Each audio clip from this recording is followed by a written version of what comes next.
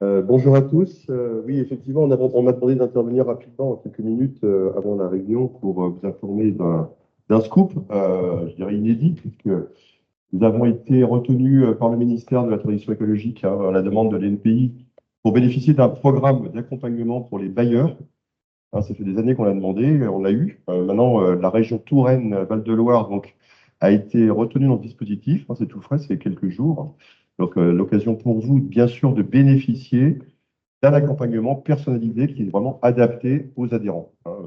On parle de propriétaires, de bailleurs, on parle de rénovation énergétique, on parle d'étiquette énergétique, tout le dispositif est d'une complexité extrême. Et là, nous sommes là pour vous simplifier la vie. Nous allons avoir des budgets pour pouvoir vous accompagner, passer du temps avec vous, venir chez vous, faire l'état des lieux de vos biens immobiliers, occupés ou non, pour pouvoir élaborer un dossier d'accompagnement précis et clair pour pouvoir bénéficier bien sûr de toutes les aides nécessaires, toutes les aides disponibles, et Dieu sait qu'il y en a. La France est peut-être un des pays les plus généreux d'Europe dans le domaine, sauf que c'est d'une complexité administrative telle que on n'arrive pas à capter, en fait, malheureusement, c'est d'ailleurs l'idée de départ, c'est ça, c'est comment on fait pour capter tout ce qui peut être intéressant pour un bailleur. Voilà. Donc, vous pouvez, là, à compter d'aujourd'hui, je dirais, bénéficier d'un accompagnement personnalisé, alors sous la forme de deux choses, soit en participant à des réunions collectives, c'est-à-dire que nous allons organiser des réunions d'une quinzaine de personnes pour pouvoir répondre aux questions comme ça pour des projets, ou alors moi, ce qui me plaît le plus, c'est plutôt d'aller vous accompagner chez vous et passer du temps avec vous, puisqu'on sera financé pour ça. Ça sera tout à fait gratuit pour vous.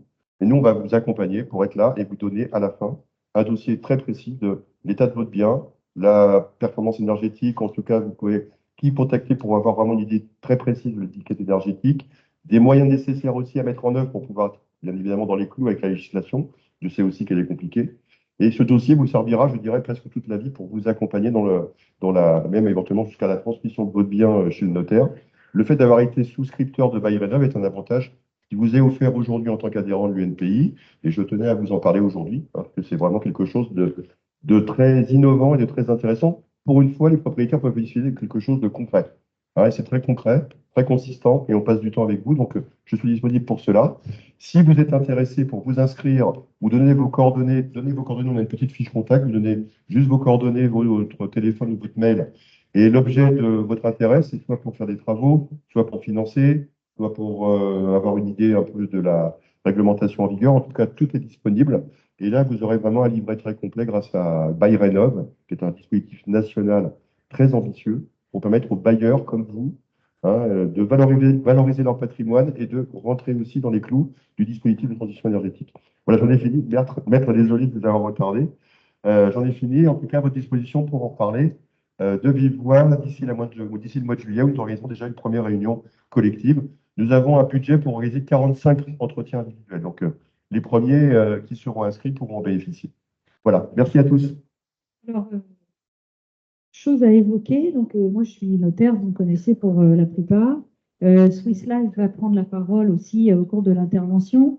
On s'est un peu réparti les notions à évoquer. Et je vais vous parler des régimes matrimoniaux et des donations. Et puis Swiss Life prendra la parole plutôt sur l'aspect succession et assurance vie. Mais l'idée, c'est que ce soit un peu interactif. Si vous avez soit envie d'intervenir ou des questions, n'hésitez pas à les poser soit à moi, soit aux intervenants de Swiss Life qui sont là aussi pour vous répondre. Et puis, bien sûr, comme d'habitude, à la fin de l'intervention, on restera pour répondre à vos questions aussi si vous en avez.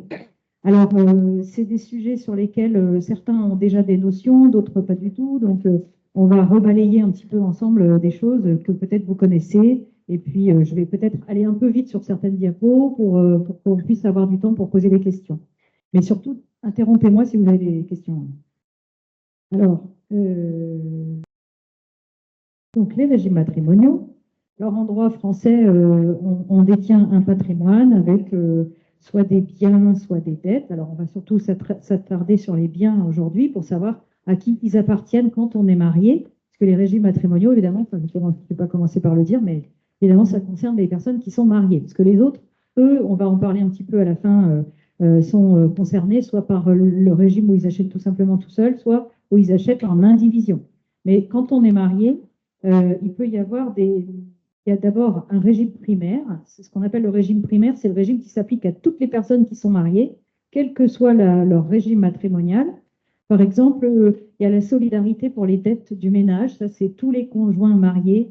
Il y a le fait aussi qu'on ne puisse pas vendre l'habitation principale si elle appartient à un des deux époux, sans l'accord de l'autre. Ça, c'est le régime primaire. Il y a tout un tas de dispositifs qui s'appliquent à toutes les personnes mariées, qu'elles aient ou non un contrat de mariage.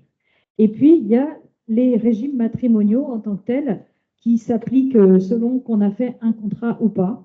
Et donc, on a plusieurs types de régimes. On a le régime communautaire, les régimes où, à partir du moment où on est marié, on considère qu'on fait caisse commune, en fait, pour être simple. Et puis, les régimes séparatistes où on considère que, certes, on veut se marier avec les effets du régime primaire et puis d'autres effets qui sont attachés au fait d'être marié, mais où on veut pouvoir fonctionner encore en matière patrimoniale avec des biens qui sont séparés. Donc, je vais faire un petit peu d'explication sur les régimes communautaires. Alors, on a celui qui est bien connu, qui s'appelle la communauté réduite aux acquets. C'est le régime qui s'applique à la plupart des conjoints mariés maintenant en France, puisque c'est le régime qui s'applique si on n'a pas fait de contrat de mariage chez le notaire avant de se marier. Et ça, c'est depuis février de 1966. Ils l'ont modifié à ce moment-là. Auparavant, les personnes qui s'étaient mariées avant cette date sans faire de contrat étaient mariées sous le régime qu'on appelle la communauté de meubles et acquets, qui est indiqué là, et dont je vais vous parler aussi. Et puis, il existe aussi dans les régimes communautaires la communauté universelle.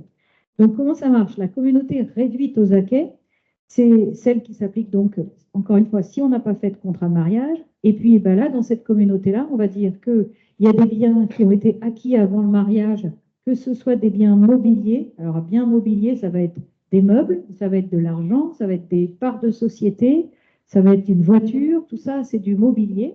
Et les comptes bancaires, c'est du mobilier aussi. C'est comme ça, c'est des divisions qui sont juridiques, qui paraissent logiques pour nous, mais qui sont un peu bizarres, effectivement. C'est du mobilier, alors ce n'est pas vraiment que des meubles. Mais en tout cas, tout ce qui est mobilier et l'immobilier qui est matérialisé par la petite maison, là, dans tous les cas, si ça a été recueilli ou acheté avant le mariage ou constitué avant le mariage, ça reste un bien propre. Et restent des biens propres aussi, ceux qu'on reçoit dans une succession ou dans une donation. Ça, donc, en communauté réduite aux acquets, quand on reçoit donc une somme d'argent, par exemple, dans une succession, cas classique, ça reste un bien qui est personnel à l'époux et qui ne se mélange pas dans la communauté. Ça, c'est le principe, parce qu'en pratique, on observe toujours que les époux mariés en communauté, ben, ils ont des comptes bancaires et que les comptes bancaires, quand on reçoit un héritage, on en met un petit bout sur le livret A de là, un petit bout là, un petit bout là, et que là, on perd la piste du caractère propre. Ça, c'est une autre problématique. On pourra en reparler si vous avez des questions là-dessus. Mais normalement, ce sont des biens propres. Ensuite, dans cette communauté réduite aux acquets, qu'est-ce qui se passe pendant le mariage? C'est ce que je vous expliquais. Et puis, à la fin du mariage, parce que les mariages se terminent toujours, hein, soit par un décès, soit par un divorce, malheureusement. Donc, quand ça se passe, eh ben, qu'est-ce qui se passe? On a les biens communs qui ont été donc acquis pendant le mariage. 50% reviennent à monsieur, 50% reviennent à madame. Et puis, pour tout le reste, eh ben, chacun des époux a ses biens propres, personnels. Ce n'est pas aussi simple que ça, parce que généralement, pendant toute la durée du mariage, il y a eu des transferts d'un compte à l'autre, de ce qu'on appelle des récompenses, etc. Mais bon, normalement, ça se passe comme ça. Et dans la communauté de meubles et acquets, en revanche, la différence, c'est celle qui était applicable aux époux mariés avant 66 ou qu'on peut adopter par contrat de mariage. Dans ce cas-là, les biens mobiliers, eux, ils tombent aussi dans la communauté, même s'ils sont reçus par succession ou donation et même si on les avait avant de se marier. Et dans ce cas-là, bah, du coup, toujours notre petite, ce qui se passe en cas de séparation ou de décès, eh ben, on a nos biens communs qui comprennent cette fois les biens meubles, même s'ils ont été recueillis dans la succession ou acquis avant le décès, le mariage, et ils font partie de la masse commune, ils viennent se mélanger. Et puis après, on a la communauté universelle, qui est un régime aussi qui est adopté souvent par les époux qui ont beaucoup d'années de mariage, qui ont toujours considéré tout comme commun.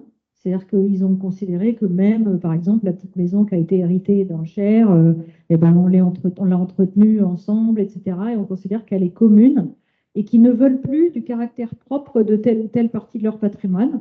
Et donc, ils mettent tout dans la communauté. Ils disent c'est une communauté universelle. C'est ça le principe de la communauté universelle. On en fait rarement en début de mariage.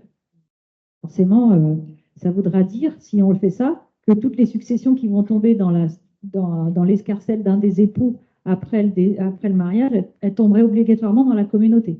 Donc, généralement, on fait la communauté universelle plutôt en fin de parcours, on va dire, enfin, quand on est sûr que cette union-là va durer quand même. C'est quand même une sécurité généralement.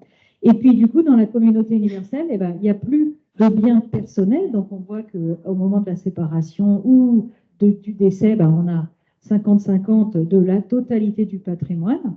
Et puis souvent, à cette communauté universelle, on y ajoute une clause d'attribution intégrale de la communauté ou une clause avec des préciputes, en fait, pour que le conjoint qui va survivre, ça c'est pour le cas de décès uniquement, évidemment, en cas de divorce, on a tendance à être moins généreux, mais en cas de décès, on dit que 100% du patrimoine revient au conjoint.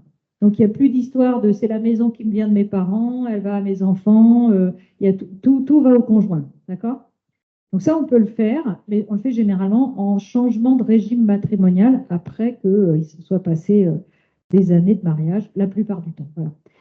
Après, à côté de ces régimes communautaires que je viens de vous balayer, vous m'arrêtez si vous avez des questions, mais peut-être que c'est des choses que vous maîtrisez déjà parfaitement, donc je laisse un peu vite.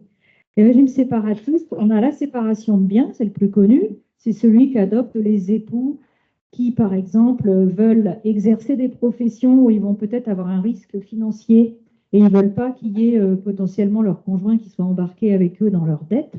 Parce que ce qu'on a dit tout à l'heure, c'est qu'un patrimoine, c'est des biens, mais c'est aussi potentiellement des dettes.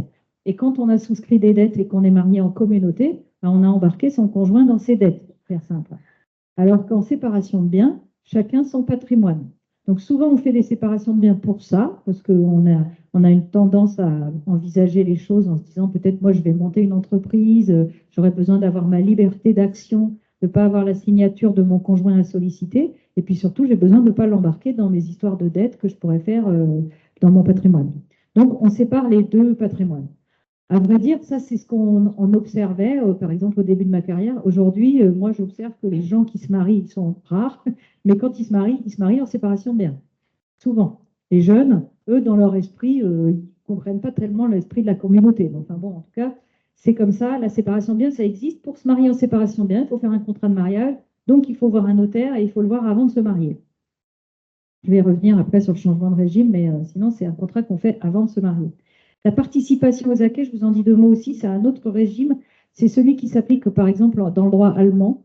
Nous, en France, il est assez rare. C'est un régime qui dit pendant tout le temps du mariage, oui, ça c'est, voilà, je ne vais pas montrer les slides, mais en tout cas, sur la séparation de biens, c'est simple. Pour la participation aux acquets, pendant tout le temps du mariage, il n'y a pas de biens commun, on est séparé de biens, on a toute la liberté d'agir seul sur son patrimoine, on peut souscrire des dettes seul, etc. Il n'y a pas de communauté pendant tout le fonctionnement du mariage. Ensuite, à la fin du mariage, c'est-à-dire soit donc encore une fois décès ou divorce, eh ben, il y a donc pas de biens communs, mais par contre, on vérifie si, par exemple, dans le cas présent, monsieur, lui, ce qu'on considère comme des acquets, c'est-à-dire son enrichissement depuis qu'il s'est marié, c'est la partie rouge là, qui est au-dessus de ce qu'il avait au départ, qui était le petit enfin le rose. Par contre, madame, elle, on voit qu'elle a plus augmenté son patrimoine pendant la durée du mariage, peut-être pour diverses raisons. Je ne sais pas quoi, elle a plus travaillé, plus théorisé, etc. Elle a investi dans des choses qui ont pris plus de valeur. Et de ce fait-là, elle va devoir à monsieur la moitié de ce qu'elle a gagné en plus par rapport à lui. Donc à la fin, on rétablit l'égalité, enfin l'égalité, en tout cas une espèce par un système de créance, on rétablit une égalité des époux sur ce qu'ils ont pu s'enrichir pendant la durée du mariage. Alors, c'est pas très simple à calculer finalement tout ça, et c'est un régime qui est assez peu adopté, mais qui a ses défenseurs et qui présentent cet avantage-là de dire on se marie, on veut bénéficier de la liberté et de la séparation de biens pendant toute la durée de notre mariage, mais on veut que à la fin de notre union, il y ait une espèce de rééquilibrage. Voilà. Qui généralement se passe quand même pas forcément bien dans les divorces, hein, quand même. reconnaître que les idées qu'on a au départ ne sont pas forcément les mêmes à la fin. Donc, on a cette tendance à décourager les gens de ce régime-là, par habitude dans le notariat, mais aussi parce que les juges ne sont pas habitués et que ça met un peu le bazar quelquefois. Voilà pour ce que je voulais vous dire sur les régimes matrimoniaux rapidement. Le régime matrimonial, donc encore une fois, si on n'a pas fait de contrat de mariage, c'est la communauté réduite aux acquêts. Si on a fait un contrat de mariage, on le fait donc avant de se marier et en général, on signe au moins une quinzaine de jours avant le mariage parce que les mairies aiment bien avoir le certificat du notaire pour préparer le livret de famille, tout ça pour la cérémonie. Puis après, si on s'est loupé, c'est-à-dire on s'est marié en communauté réduite aux acquêts sans savoir, et puis finalement on le regrette, on a le droit maintenant, enfin ça fait longtemps, on peut changer de régime matrimonial et décider qu'on va passer sous un autre régime qui sera un de ceux que je vous ai décrits. Avant, il fallait attendre 2 ans, maintenant il n'y a plus ce délai-là, donc on a le droit d'aller finalement, après son mariage, retourner voir le notaire et dire je me suis raté, j'ai oublié de faire un contrat, on verra maintenant. Mais d'abord, maintenant, c'est plus un contrat de mariage, ça va être un contrat de mariage, certes, mais de changement de régime matrimonial, c'est un petit peu plus de formalisme, puisque on va considérer qu'il peut y avoir d'abord les enfants majeurs qui se plaindraient de votre changement de régime. Bon, ça arrive jamais, mais enfin, n'empêche que la loi l'a prévu encore, une faculté qu'ils auraient de s'opposer à ça. Vos créanciers aussi, si vous aviez des créanciers, vous étiez en communauté, vous avez fait des dettes pendant 20 ans, et puis finalement, vous choisissez de passer en séparation de biens, la belle affaire, c'est que les créanciers, eux, ils ont le droit de s'opposer à ça parce qu'ils avaient 2 têtes pour assurer leurs créances et que du coup, ça pourrait les gêner. Donc ça, c'est prévu aussi. Donc pour que les créanciers puissent réagir, le notaire, il devra faire une insertion dans un journal d'annonce légale. Et puis, il va devoir donc écrire à vos enfants officiellement. Et de ce fait-là, bah, du coup, il y a plus de frais. C'est vrai que c'est un petit peu dommage d'aller juste après son mariage voir le notaire pour faire un changement de régime matrimonial. Mais bon, ça arrive. Enfin, ça arrive. Généralement, le changement de régime matrimonial, on fait plutôt, par exemple, aussi au bout de 10 ou 15 ou 20 ans de mariage. Et puis voilà. Par contre, ce que je conseille, si on ne sait pas, pour les jeunes dans votre entourage qui voudraient se marier ou même pour vous, si vous n'avez pas trop d'idées, c'est bien de faire une séparation de biens dans un premier temps, parce que c'est plus facile de changer de la séparation vers la communauté plutôt que l'autre sens. Parce que dans l'autre sens, si vous avez été marié 20 ans en communauté, vous avez forcément un patrimoine commun qui s'est accumulé. Et puis, si vous passez ensuite en séparation, vous devrez le partager pour avoir chacun votre patrimoine. Donc là, ce n'est pas les mêmes frais non plus, parce qu'à chaque fois que vous le savez, vous passez chez le notaire, il y a le trésor public qui vous guette. Donc, effectivement, cet acte-là, il sera plus onéreux. Donc, voilà, sachez qu'on peut changer, mais que ce n'est pas si simple que ça et que c'est un peu plus compliqué que d'avoir choisi le régime matrimonial qui vous convenait au départ. Oui.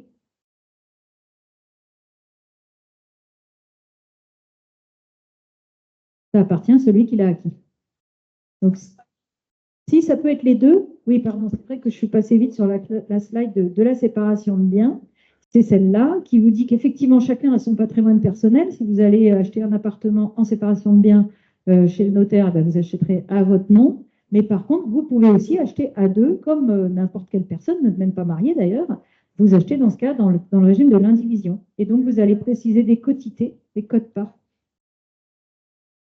Et si le prêt est au nom d'un seul,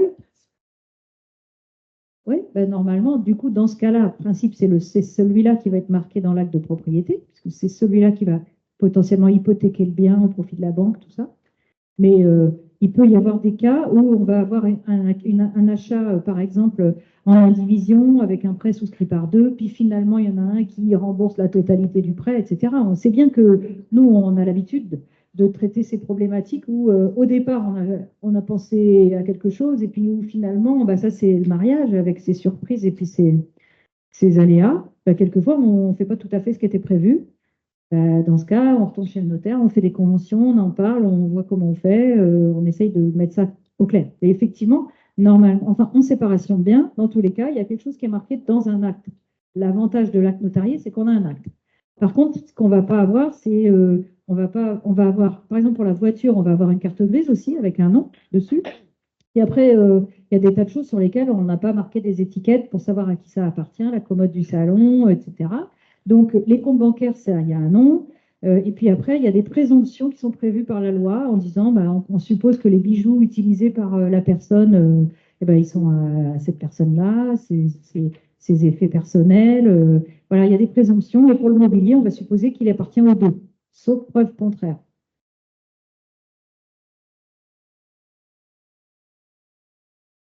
Ça, c'est une problématique entre les époux de créance entre eux. C'est-à-dire qu'il y en a un qui paye pour un crédit qui est normalement été souscrit par deux.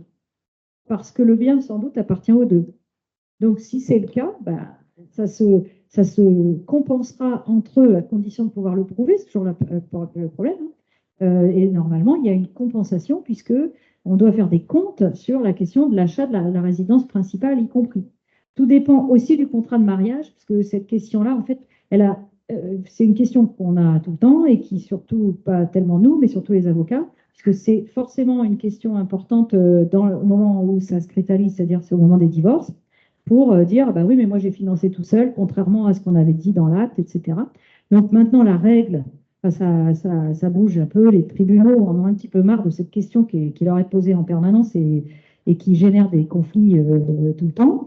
Donc, ils ont à un moment donné adopté une jurisprudence en disant, puisque c'est ça, puisque c'est marqué comme ça dans les actes, eh ben, tant pis pour vous, vous avez qu'à marquer autre chose, parce que moi, maintenant, je ne veux plus faire ces opérations de compte. Puis après, ils sont un peu revenus. Enfin, on voit que les tribunaux, ils oscillent un peu, hein, parce que parfois, c'est pas très équitable quand même de ne pas faire de compte. Enfin, donc, ils sont embêtés par cette question. Donc, tout ça pour dire que si la question, elle arrive, c'est mieux de l'anticiper, de faire des conventions, d'aller voir le notaire, de faire les choses proprement, plutôt que d'espérer que tout se passera bien. Parce que ce n'est pas toujours le cas.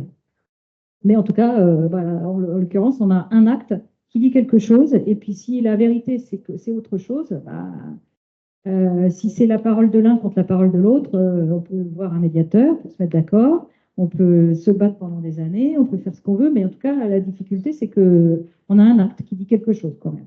Donc, c'est plus. Voilà, mais c'est un cas qu'on a très souvent. Hein. Mais en tout cas, c'est vrai qu'on essaye, nous, on encourage tout le temps les gens là-dessus à essayer d'être clairs et de se confronter au fait de se mettre devant une feuille pour écrire les choses déjà une bonne fois pour toutes, parce que même si c'est pas glamour, on voit bien que ça résout pas mal de difficultés. Mais bon. Voilà pour ce qu'on pouvait dire. Après, sur le Pacs, du coup, le Pacs, c'est un contrat, lui, qui n'est pas vraiment un mariage, enfin, vous le savez, et qui n'est pas du tout un mariage d'ailleurs, mais que beaucoup de nos jeunes, en tout cas, considèrent comme exactement pareil. Il faut savoir que c'est fait pour organiser la vie en commune, que c'est une union de fait quand même, que donc il n'y a pas tout ce régime primaire du mariage, il n'y a pas non plus en cas de séparation un truc qui soit peut faire peur, soit peut faire envie, qu'on appelle la prestation compensatoire, c'est-à-dire que quand on se sépare et qu'on a été pacsé même 30 ans, même s'il y en a un qui est beaucoup plus riche que l'autre, ben, tant pis, il n'y a pas d'histoire de compensation de train de vie de l'un par rapport à l'autre. Alors que dans le mariage, quel que soit le régime matrimonial, il y a ça. C'est quand même une sacrée différence. Et ça, du coup, on le rabâche toute la journée, nous, parce qu'on voit bien que les jeunes, eux, ne se marient plus, se paxent, mais qu'il va y avoir des déconvenus, dans certains cas, pas mal. Il faut évidemment pas être marié pour se paxer. On peut rédiger une convention, mais ce n'est pas une obligation. Enfin, on rédige une convention en général si on prend un imprimé, et puis on va voir le maire avec cet imprimé. On coche une case sans trop savoir la différence. Donc, il y a deux façons de se paxer. Une où, si au pire, on n'a rien mis, c'est encore le moins pire, on est paxé en séparation de biens, comme je vous l'ai décrit tout à l'heure. Et puis, il y en a un autre régime qui s'appelle l'indivision, et qui est décrit là, si j'ai bien vu, c'est ça, qui dit qu'à partir du moment où on se paxe, eh bien, on acquiert des biens indivis. C'est un peu pareil que la communauté tout à l'heure, mais ce n'est pas tout à fait pareil. Et surtout, il faut le faire qu'à bon escient. Donc, en général, on conseille de se paxer plutôt sur le régime de la séparation des biens. C'est beaucoup plus simple à gérer. Et même les paxés qui se sont paxés par erreur sur le régime de l'indivision, généralement, au moment où ils rencontrent un notaire, quand ils font leur premier achat, on modifie pour passer en régime de séparation des biens pour éviter les problématiques. Voilà, sur les régimes matrimoniaux, je vous ai balayé ça un peu vite, mais bon, peut-être que c'est pour avoir les bases, parce qu'après, forcément, il va y avoir besoin de ces notions-là. Alors, sur les donations, du coup, quand on a son patrimoine, bon, après, forcément, on n'est pas éternel, donc, et puis on a d'autres projets parfois, donc on peut avoir envie de le vendre, on appelle ça transmettre son patrimoine à titre onéreux, parce qu'en échange de ce qu'on a vendu, on a un prix. c'est pas trop le sujet du jour, mais voilà, ça existe. Et puis, on a la vente, enfin, pas le fait de transmettre son patrimoine à titre gratuit. Donc, transmettre à titre gratuit, c'est soit de son vivant, on appelle ça une donation, soit c'est parce qu'on ne l'a pas fait avant et que c'est par suite de son décès, auquel cas, c'est une succession. Mais du coup, euh, faire une donation, c'est exactement la même chose que ce qui se serait passé la plupart du temps en cas de décès. C'est juste qu'on prend la main pour le faire en amont pendant qu'on est encore là.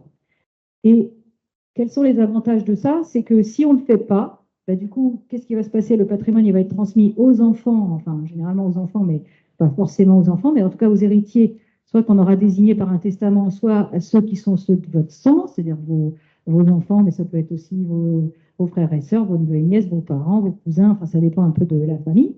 Mais en tout cas, ce qu'il faut savoir, c'est que bon, d'abord, il peut y avoir un coût un peu élevé parce qu'il y a de la fiscalité, comme toujours un peu dans ce pays. Ça, on va y revenir. Et puis, surtout, il y a des règles qui sont celles de la loi, puisque à défaut, si vous n'avez rien prévu d'autre ou si vous n'avez pas pris la main, eh ben, du coup, c'est la loi qui s'applique. Et la loi, elle peut ne pas vous convenir aussi, ou ne pas convenir à vos enfants. C'est-à-dire que là, du coup, si vous avez un patrimoine composé de plusieurs biens, qu'est-ce qui va se passer si vous n'avez rien fait? C'est que vos enfants, ils vont hériter du tout d'un seul coup et tous ensemble, donc en indivision. Donc, qu'est-ce qu'on, bah nous, on a l'habitude de dire que ça peut créer des conflits familiaux, parce que c'est un peu notre quotidien. Et puis, ça peut mettre en danger le patrimoine, parce que qu'est-ce qui va se passer? C'est que vos enfants, s'il y en a un seul parmi une fratrie de 4, par exemple, qui dit, moi, ce patrimoine-là, ça ne m'intéresse pas, je préférerais avoir de l'argent, eh ben, il va falloir trouver de l'argent pour le lui donner, parce qu'il en a le droit. Il n'est pas obligé de rester dans cette histoire d'indivision qu'il n'a pas envie dont il n'a pas envie de faire partie. Donc, bon, ben, c'est souvent une problématique des gens qui veulent transmettre leur patrimoine que d'éviter cette situation, d'où l'importance de l'anticipation. Donc, qu'est-ce qu'on peut faire? Donc, transmettre de son vivant ou du décès, je viens de dire. Et donc, pour transmettre de son vivant la propriété, eh bien, ça s'appelle une donation. Donc, une donation, c'est soit une donation simple, c'est-à-dire alors, on peut faire carrément une donation toute simple. Encore plus simple, c'est qu'on ne va pas chez le notaire, on donne de l'argent, on fait un don manuel. Et là, la personne à qui vous avez fait ce don va déclarer dans son espace ImpôTGouv maintenant, en 3 clics, avoir reçu cette donation. D'accord? Et si c'est en dessous des abattements, il n'y a pas de fiscalité, c'est déclaré, c'est fait, on n'en parle plus. Donc ça, c'est plus simple. Et s'il ne le déclare pas, c'est encore autre chose, c'est que du coup, il y a un délai pour déclarer, pour bénéficier des abattements, en tout cas, par exemple, pour les abattements qui sont exceptionnels, etc., il faut déclarer dans le mois. Et si vous ne l'avez pas fait, vous n'avez pas bénéficié de cet abattement exceptionnel. Peut-être que vous en avez un autre qui joue, mais peut-être pas. Et puis si vous n'en avez pas, ben, vous aurez de la fiscalité alors qu'il n'y en aurait pas eu. Donc ça, c'est effectivement, il faut faire attention à déclarer. Et puis aussi, il y a un problème avec ça, c'est que si vous avez donné, par exemple, 20 000 euros à chacun de vos enfants, vous en avez 3, vous avez donné 60 000 euros, tout le monde a reçu la même chose, mais si avec ces 20 000 euros, votre aîné, lui, il va mettre ça en bourse et qu'il perd tout, et que le deuxième, lui, il va acheter un studio avec un emprunt, etc., et que le troisième, je ne sais pas quoi, il met ça sur son compte, à la fin des fins, quand vous allez décéder, celui qui a reçu 20 000 euros et qui a mis à la bourse, qui a tout perdu, il va dire, bah, moi j'ai reçu 20 000, mais par contre, toi, mon frère, qui a mis 20 000 dans un studio qui valait 50 000, aujourd'hui ton studio il vaut 100 000, donc tu dois ramener dans le pot commun 40 000 euros. Moi, j'ai reçu 20 000, je les ramène dans le pot commun, effectivement. Toi, tu dois 40 000 à la masse commune, et puis l'autre frère, ben, je ne sais pas ce qu'il a fait, mais voilà, potentiellement, on va créer une inégalité entre les enfants avec une donation qu'on a voulu faire de la même manière à tout le monde. Donc ça, c'est quelque chose qu'il faut avoir à l'esprit. Du coup, on encourage souvent, surtout quand c'est des sommes importantes, hein, on ne va pas le faire pour des bricoles non plus, après tout dépend du patrimoine, c'est toujours pareil, les bricoles, pour certains c'est beaucoup, etc. Mais en tout cas, quand il s'agit de donner des biens de manière d'une certaine importance, on encourage à faire un acte notarié, parce que là, on va pouvoir faire un pacte de famille, tout le monde autour de la table, ça s'appelle une donation-partage, où on va dire, tout le monde reçoit sa part, tout le monde a la même chose, ou peut-être même pas d'ailleurs, mais en tout cas, on est bien d'accord pour dire qu'à la sortie, quand les parents seront plus là, on ne tiendra plus compte des valeurs que ça aura pris. D'accord? Parce qu'en plus, je ne vous explique pas comment c'est compliqué à calculer cette histoire, parce que Le cas du studio où on n'a rien fait et qui a doublé de valeur, ça va bien. Mais le studio où vous avez investi vous-même de l'huile de coude, plus, enfin voilà, il y a plein de choses qui peuvent influer la valeur du studio et on peut aussi, là aussi, passer 10 ans devant les tribunaux sur ces questions-là, si on en a envie, toujours pareil. Donc, généralement, pour anticiper la question, les parents, ils préfèrent faire une donation-partage. En tout cas, c'est quelque chose sur lequel on essaie de les inciter de le faire. Non, le rapport, c'est ce que j'expliquais tout à l'heure, c'est les 20 000, les 40 000 et tout ça. Ça, c'est le fait de devoir ramener au pot commun les donations qu'on a reçues par avance. C'est ça le rapport. Alors que la donation-partage, du coup, ça vous dispense de ça. Puisque tout le monde était là, le jour de la donation-partage, on sait qu'on a tous reçu pareil. Et la loi, du coup, dans ce cas-là, elle a prévu que ce n'était pas rapportable. Et puis, bah, du coup, ça a aussi le mérite d'être transparent. Parce que nous aussi, on essaye toujours, ça c'est un truc, je pense qu'on fait tous ce métier-là, d'essayer d'arriver à ce que ça se pacifie dans les familles. On sait bien que les sujets ne sont pas simples, qu'il y a du patrimoine, il y a de l'affectif, il y a de l'amour qui se mélange avec de l'argent, ça ne fait pas bon ménage. Et du coup, on essaye qu'au moins, il y ait un peu de transparence et que ce soit clair. Et la donation partage, l'avantage, c'est que tout le monde est autour de la table et que au moins tout le monde sait ce que tout le monde reçoit. Et ça, c'est plus simple.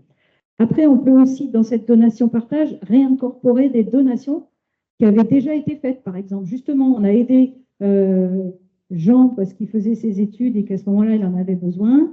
Et puis après, on a aidé Jacqueline parce qu'elle achetait sa maison. Et puis là, maintenant, il y a le petit troisième qui démarre dans la vie. Lui aussi, on va lui donner la même chose. Bon, là, on remet tout le monde autour de la table. On dit Jean a reçu 20 000 en telle année, Jacqueline 20 000 en telle année. Là, on donne 20 000 au dernier, et puis comme ça, tout le monde est à zéro.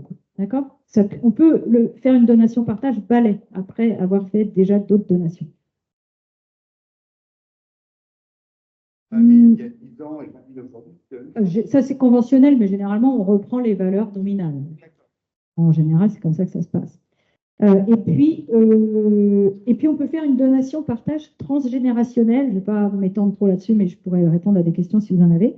Dans laquelle, par exemple, on va peut-être faire la donation à un âge. Souvent, maintenant, quand on fait la donation, c'est qu'on a constitué son patrimoine, qu'on a fait le tour aussi de savoir si on n'allait pas en avoir besoin dans l'avenir de ce patrimoine-là pour le mobiliser. On va y revenir, mais c'est important aussi de ne pas le faire trop tôt. Enfin, voilà. Et donc, du coup, quand on le fait à un moment où quelquefois, certains de nos enfants vont nous dire, moi, finalement, j'ai constitué mon propre patrimoine, j'ai vraiment pas besoin de cette donation. Par contre, ça aiderait bien mes enfants. Et moi, j'ai pas forcément les possibilités de les aider en ce moment, parce que justement, moi aussi, je prépare ma retraite, etc. Donc, on peut faire une donation dans laquelle, si on a 3 enfants, par exemple, on va constater qu'on fait 3 souches égalitaires. Et puis, l'enfant A, lui, il va dire, moi, je prends ce qui m'est donné.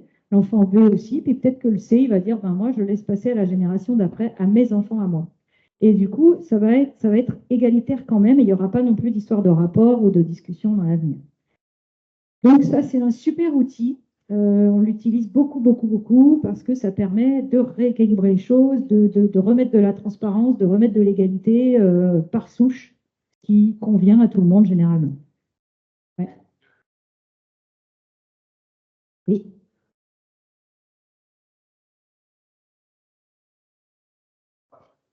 Si on est dans le cadre de la donation-partage transgénérationnelle, oui, on va avoir des souches qui seront pareilles. D'accord? Si vous avez un enfant qui a 2 enfants et un autre qui en a 3, lui, les 3, ils vont prendre un tiers de ce qui aurait été dévolu à leurs parents, et puis les 2 autres, la moitié. Donc, ils auront finalement plus. D'accord? Ça, c'est une vraie problématique des grands-parents, généralement. C'est que souvent, ils voudraient donner la même chose à leurs petits-enfants, parce qu'ils disent, oui, mais mon petit enfant, c'est mon petit enfant. Et puis les enfants eux-mêmes disent, oui, mais c'est pas juste parce que mon frère, il a 4 enfants. Pourquoi tout d'un coup, il y aurait un gros parquet du patrimoine qui part chez. Enfin, ça, c'est insoluble. Hein. Moi, je n'ai pas d'état d'âme là-dessus. Chacun a sa façon de voir les choses. Mais la donation-partage, en tout cas, ça permet de tout mettre bien clair. On peut se caler sur cette idée-là de faire la même chose pour chacun des petits-enfants. Hein. C'est pas. Oui. La donation, déclaration des 30 000. Ah, ça, c'est autre chose. Ça, c'est fiscal. Il y a un intérêt fiscal à donner aux petits-enfants aussi, mais là, on est en dehors d'une donation-partage, on est sur un don manuel. Ça pourrait être aussi dans une donation-partage. Mais voilà. Dans le transgénérationnel, ce que je veux dire, c'est que les petits-enfants, ils viennent à la place de leurs parents. Donc, ils viennent par souche, d'accord? Et puis après, on peut aussi faire des donations aux petits-enfants en argent, don manuel, etc., qui vont dans les 30 000 500, enfin 31 865. 31 865. Qu'on a le droit de donner avant 80 ans à un petit enfant, etc. Oui. La fiscalité des petits-enfants qui viennent à la place de leurs parents, elle est la même que leurs parents. Ils bénéficient du tarif par an. Oui, oui, fiscalement, c'est 15 ans. Ouais. Et tout partage, faire des années de... On ne les perdez pas fiscalement. En fait, l'intérêt de la réintégrer, c'est que ça va remettre de l'égalité entre les enfants. C'est pour la question du rapport. Mais fiscalement, ce que vous avez acquis est acquis. Hein. On n'y revient pas. Par contre, il y a quand même un impôt pour être de ce qu'on remet dans le pot là, de la donation-partage. On n'en reparle plus pour les questions de transmission fiscale. Mais par contre, il y a quand même 2,5% de taxes. C'est un droit de partage. Bon. C'est moins que les droits de succession, mais enfin, voilà, ça existe quand même. Ça. Oui, là, il n'y a pas de problème. Mais il faut juste que soit ils sont représentés par leurs parents, parce qu'ils ne peuvent pas signer quand ils sont mineurs. Et puis, autre problème, c'est que ça dépend ce que vous avez transmis. Mais si vous avez transmis des biens qui risquent d'être compliqués à gérer, ce n'est pas terrible pour des mineurs. Si c'est des biens qui risquent de susciter des travaux, je ne sais pas quoi, vous avez transmis, je ne sais pas quoi, un appartement, ça peut, voilà, c'est juste ça. C'est juste leur qualité de mineur qui peut quelquefois vous compliquer la vie aussi si derrière vous avez besoin de revendre ce bien. Voilà. Donc ça, mais c'est, voilà. Dans la donation-partage, est-ce qu'on peut tenir compte des abattements? Oui, bien sûr. Si ces appartements, en fait, il y a les questions civiles qui sont de rétablir l'égalité, de pouvoir transmettre en transgénérationnel, etc., et d'éviter le rapport. Ça, c'est civil. Après, les questions fiscales, elles se règlent donation par donation. On voit qui donne, à qui. Est-ce qu'on a déjà donné dans les 15 ans? Est-ce que c'est un petit enfant? Est-ce que tout ça? Et là, voilà, on applique nos abattements, évidemment, dans le sens qui nous arrange le mieux. Oui. Et puis, du coup, sur la donation, il y a aussi le fait qu'on peut donner en avance de part. Comme je le disais, c'est une anticipation de la succession. Donc, on va donner en avance aux héritiers qui seraient les mêmes héritiers. Donc, on ne change pas l'ordre ni rien du tout. Par contre, on peut aussi donner hors part de succession, puisque vous le savez, ça vous devez savoir peut-être que dans son patrimoine, il y a une partie de son patrimoine qu'on doit réserver à ses héritiers directs, aux enfants, quand on a des enfants. On appelle ça la réserve. La réserve, elle est de moitié de votre patrimoine si vous avez un enfant unique, 2 tiers si vous en avez 2, 3 quarts si vous avez plus de 3 enfants. Et puis au-delà de 3, ils se partagent les 3 quarts. Voilà, ça ne va pas plus loin. Donc ça veut dire qu'au mieux, vous avez un quart de votre au mieux, vous avez la moitié, ou 1 tiers, ou 1 quart de votre patrimoine qui est disponible pour le laisser à qui vous voulez. Ça peut être une association qui a une cause qui vous tient à cœur. Vos enfants, ils ne pourraient pas se plaindre que vous les avez déshérités, entre guillemets, d'1 quart de votre patrimoine si c'était votre souhait. D'accord? Quand je dis votre patrimoine, il faut aussi se rappeler que dans votre patrimoine, il n'y a pas toute la communauté quand même. Enfin bon. Du coup, vous avez le droit de faire, de laisser la quotité disponible, ce tiers ou ce quart ou cette moitié, à qui vous voulez, et notamment à un de vos enfants. Je ne peux pas vous dire que ça va être un moment agréable ni pour le notaire ni pour les autres enfants, mais en tout cas, ça arrive qu'on ait ce genre de situation. Mais quelquefois, c'est même carrément consenti dans le cadre d'une donation-partage, justement. Les autres enfants reconnaissent que, par exemple, tel frère a besoin plus qu'eux, ou tel frère a pour sa situation de santé, ou je ne sais quoi. Enfin bon, il y a des cas où c'est tout à fait accepté. Et même, on n'en parle pas là, mais on peut même avoir des donations qui vont, par exemple, aller au-delà de ce qu'on disait là, de la réserve, la quotité disponible, et puis que ça soit accepté par le reste de la famille. Et ça aussi, c'est bien de le matérialiser dans un pacte qu'on appelle une renonciation anticipée des frères et sœurs à venir attaquer par la suite cette donation. Donc tout ça, ça peut se faire. On peut maintenant, on a beaucoup plus de possibilités de faire des choses qui civilement vont mettre de la paix dans les familles. Si on arrive à aborder ces questions avec ses enfants, c'est vraiment important. Alors, je ne dis pas que c'est facile, hein, je suis bien placée pour savoir que ça ne l'est pas. Mais en tout cas, si on le peut, c'est bien parce qu'on a plein d'outils pour permettre, et d'une, avec les régimes matrimoniaux, de faire plein de choses très, très génial au niveau fiscal et civil pour le conjoint survivant et même pour les enfants d'ailleurs, et puis aussi avec les donations. Après, rapidement, parce que je vais laisser la parole, on a les donations, l'intérêt fiscal de la donation. Vous avez compris sans doute que c'est quand on peut donner en se gardant le droit de jouissance de son bien. C'est-à-dire, on dit, ben, moi, je donne, j'anticipe la transmission, mais par contre, je veux garder jusqu'à la fin de mes jours le droit d'utiliser ce bien ou d'en retirer les loyers. Donc, vous connaissez la notion d'usufruit que vous pouvez garder, vous, pour profiter de votre bien jusqu'à la fin de vos jours, puisque c'est viager. Quand on dit je dis vos jours, c'est vos jours et celui de votre conjoint, bien sûr, puisque généralement, ce sont des biens communs. Dans ce cas, eh bien, du coup, on va avoir une assiette de ce que l'on donne qui est réduite, puisqu'on a un barème qui est celui-là. Vous le trouvez dans le mémo qui vous a été donné, hein, je pense, qui dit que quand on est dans la tranche de 61 à 70 ans, on est censé avoir un usufruit qui vaut 40%. Pareil pour le monsieur, pareil pour la dame. On sait bien que les dames survivent bien plus longtemps que les messieurs, mais en tout cas, ça n'en tient pas compte. Et ça ne tient pas compte du fait que vous ayez 61 ans au lieu de 70. Enfin, en tout cas, c'est un peu idiot. Le tarif, il est fait comme ça. Donc, on prend. Et ce qui fait que si vous donnez votre maison à deux, par exemple, à vos deux enfants, eh ben, une maison qui vaut 400 000 euros, elle va être totalement exonérée, enfin, qui vaut 600 000, elle va être exonérée de droits parce que vous allez garder votre droit d'usufruit à vous jusqu'à la fin de vos jours. Si vous le donnez à 60 ans, eh ben, enfin 61 ans, c'est 40% qui seront à tout jamais exonérés, puisque c'est le fait pour vous de pouvoir continuer d'utiliser cette maison.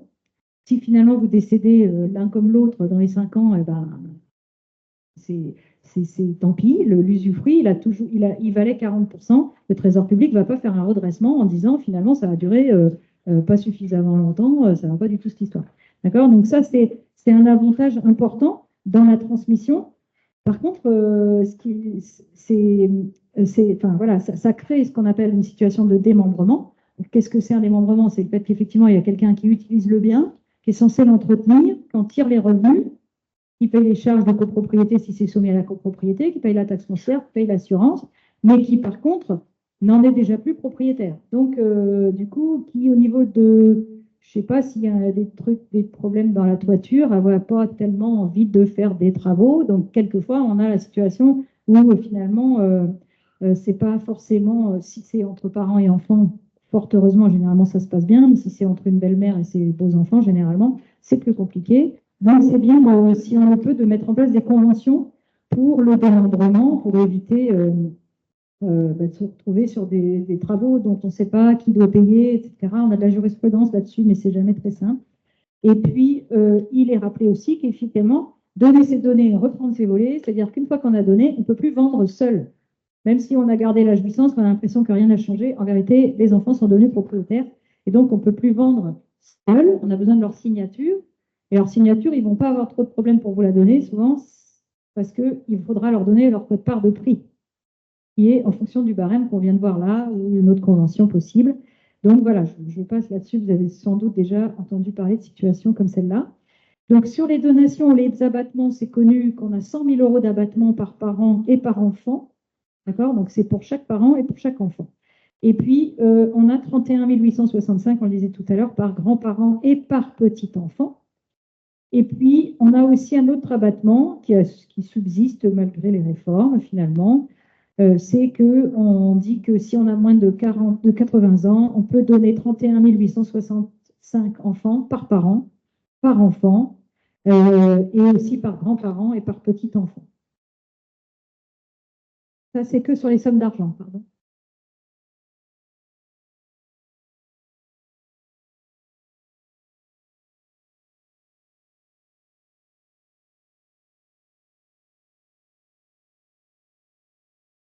Oui, oui, tout à fait. Oui, oui, c'est rapportable dans les mêmes conditions.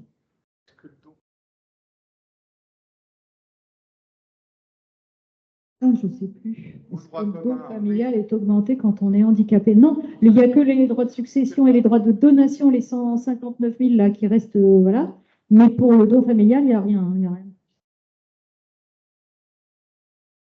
Oui.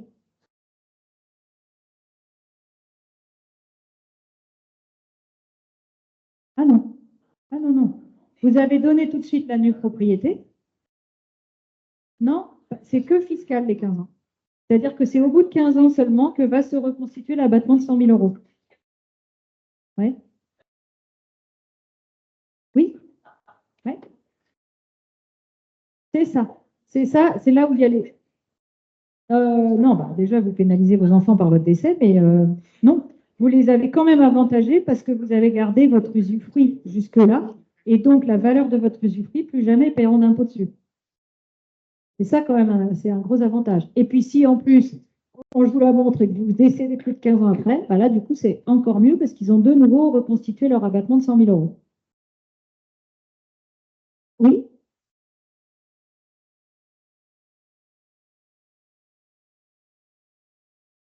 oui.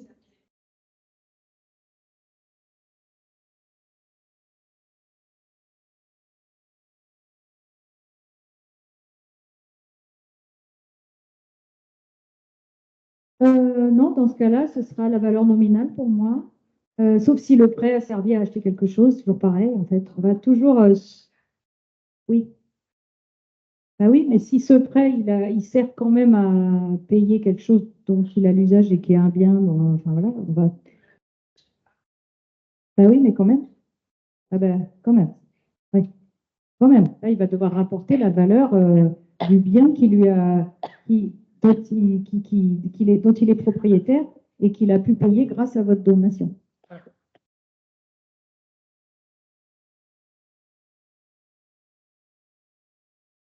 Non, c'est le don familial de somme d'argent, oui, c'est ce qui est en plus des 31 000, des 100 000 euros. Ça, il faut avoir moins de 80 ans et que la personne à qui vous le donnez ait plus de 18 ans.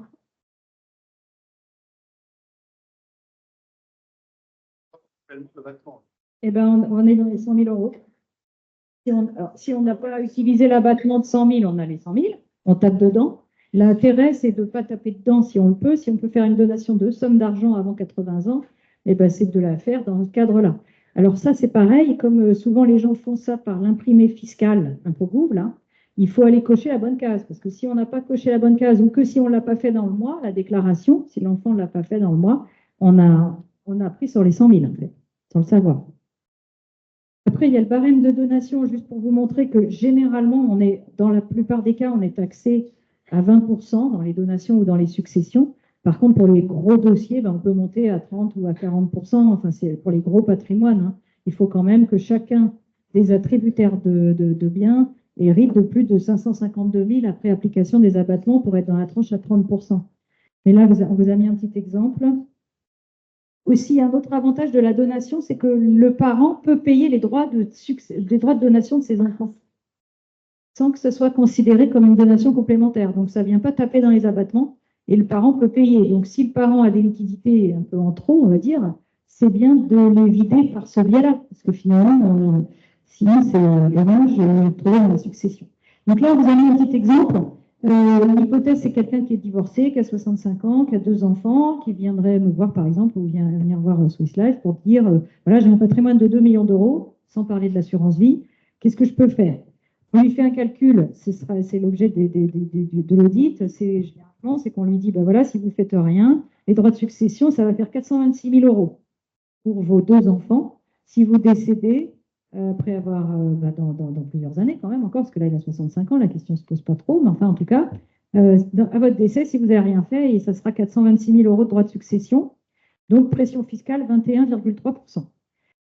Après, on va dire, si vous pouvez faire une donation, vous pouvez donner par exemple 500 000 euros, supposons que ce soit un bien qu'il envisage de donner. Si vous le donnez en pleine propriété, il va y avoir des droits de donation de 56 000 euros à payer tout de suite, que vous pouvez payer, vous, le papa, et puis des droits de succession sur les 1,5 million qui restera de votre patrimoine, du coup, vous n'aurez pas donné, à votre décès, 276 000.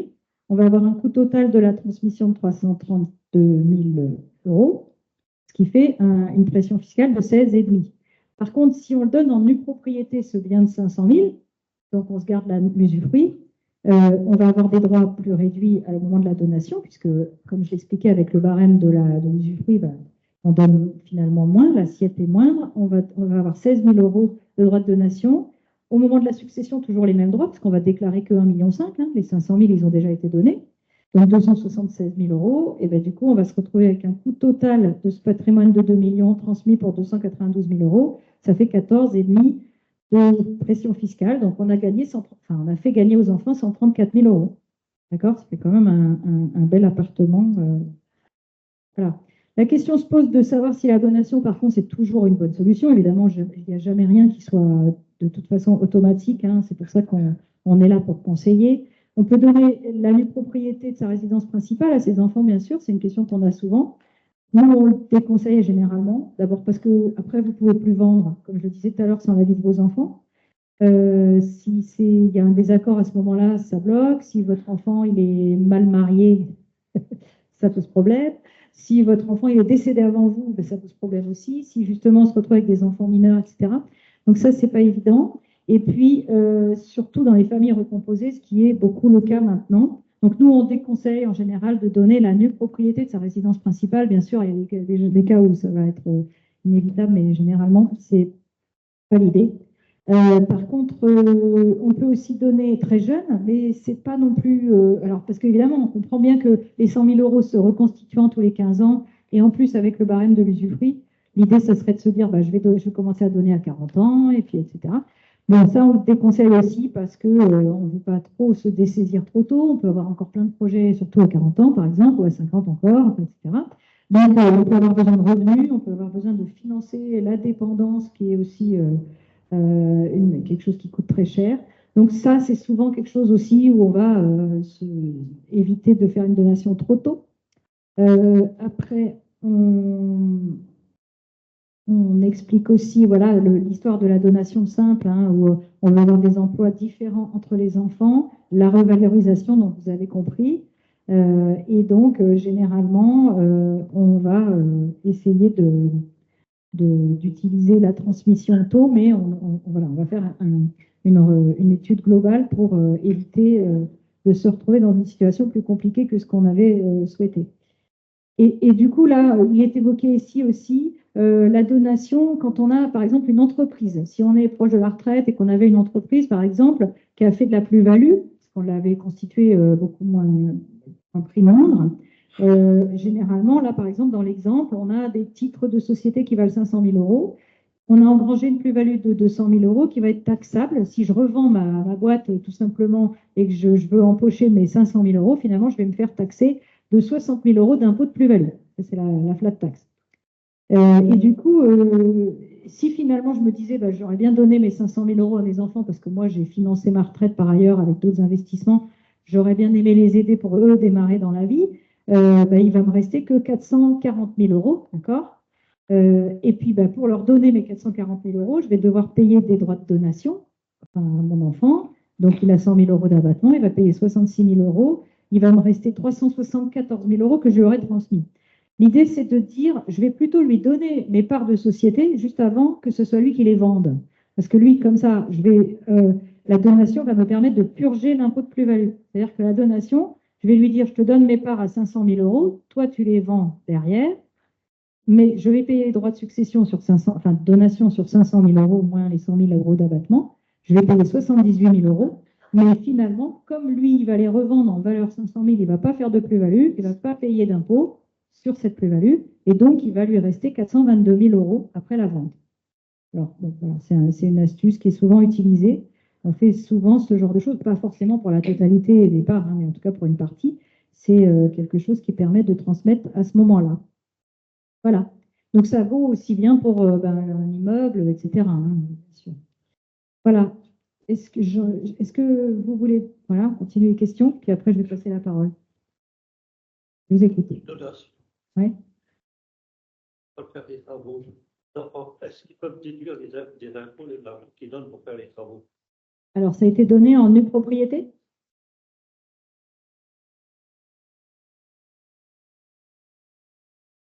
C'est donné en nue propriété, c'est-à-dire que les grands-parents, ils ont l'usufruit. Oui, donc en principe, on peut déduire, il faut avoir des revenus fonciers, hein, parce que là, par définition, le petit enfant qui fait les travaux, il n'a pas de revenus fonciers sur cet immeuble-là. Parce que c'est les grands-parents qui les captent. Hein. Oui. Donc, il faut qu'il ait des revenus fonciers par ailleurs, et puis il ne faut pas abuser de ce droit-là, mais c'est possible. Ça, c'est possible à condition qu'on ait vraiment fait la dépense et que ce soit une dépense à la charge du nu propriétaire. Ouais. Oui. Oui, mais de revenus fonciers uniquement, pas de vos revenus du travail, hein. Et puis, du coup, ça sera des revenus fonciers d'un autre bien, hein. Possible. Oui. Jusqu'à ce qu'on soit plus capable de le faire. C'est-à-dire que à tout âge. Mais évidemment, plus on le fait tôt, plus on a de chance d'avoir cet abattement qui va se renouveler avec les 15 ans. Mais voilà, on peut le faire à tout âge. Par contre, l'abattement sera différent. L'abattement, oui, les 31 865, on les aura perdus après 80 ans. Mais sinon, c'est tout, hein, la seule différence. Oui. Résidence principale. Ça doit être ça. À déconseiller sur la RP. Oui.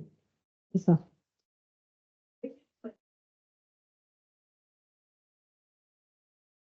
C'est pas l'intégralité Oui. Comment ça se passe si Ben, il vous reste le reste. on donne maintenant? Eh ben, vous pouvez donner le reste. Si, par exemple vous avez donné 20 000, il vous reste 11 865 à donner par enfant dans les 15 ans de ce don-là. Non, ah non. Eux, ils partent maintenant. Mais en tout cas, comme ils sont dans les 15 ans, il vous reste les 11 000. Et puis, au bout des 15 ans des 20 000, vous pouvez redonner 20 000. Voilà, ça fait une espèce de... Voilà, je vous laisse la parole peut-être. Et puis après, on verra s'il y a des questions. Le risque, déclaration, on revient de 3 ans en arrière également, pareil, Oui. au niveau de la nation. Ouais. Donc le risque, il est de 3 ans. Oui. D'accord. 3 ans de l'acte où on transfère la propriété. Plus l'année en cours.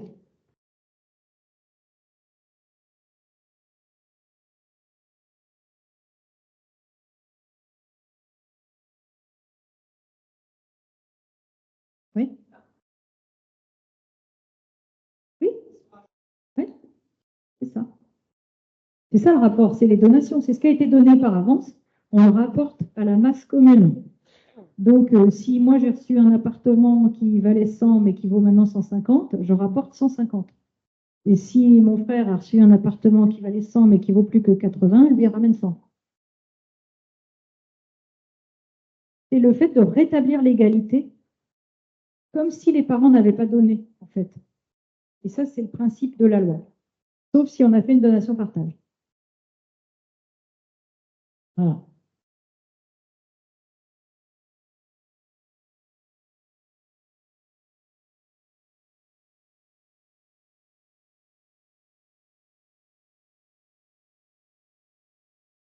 Merci, maître Duchesne. Alors, moi, je m'appelle Fabien Lescure. Ça va pas pour le son. On n'a pas parlé trop fort. Ah, c'est fort. Comme ça nous voit. Ah, c'est bon. Ah, je vais y arriver. Merci.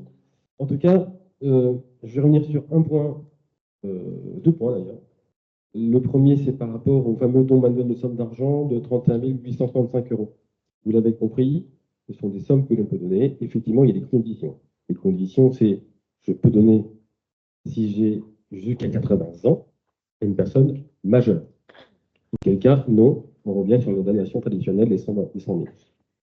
Premier point. Deuxième point, c'est par rapport à ce que nous avons vu tout à l'heure sur les sociétés. Je vais revenir en arrière, pas plus simple. Ici, je suis sur la bonne slide. On a parlé de sociétés d'exploitation, mais ça peut être aussi des SCI. C'est important ce que je vous dis. SCI à l'IR ou à l'IS. Attention, la taxation n'est pas la même, bien évidemment, mais il est parfois judicieux de transmettre des parts de SCI, et notamment de démembrer des parts de SCI. J'y reviendrai, mais ça, c'est du cas par cas. Et c'est surtout ça que je voulais dire, parce que le gros du travail a été fait par maître Duchesne.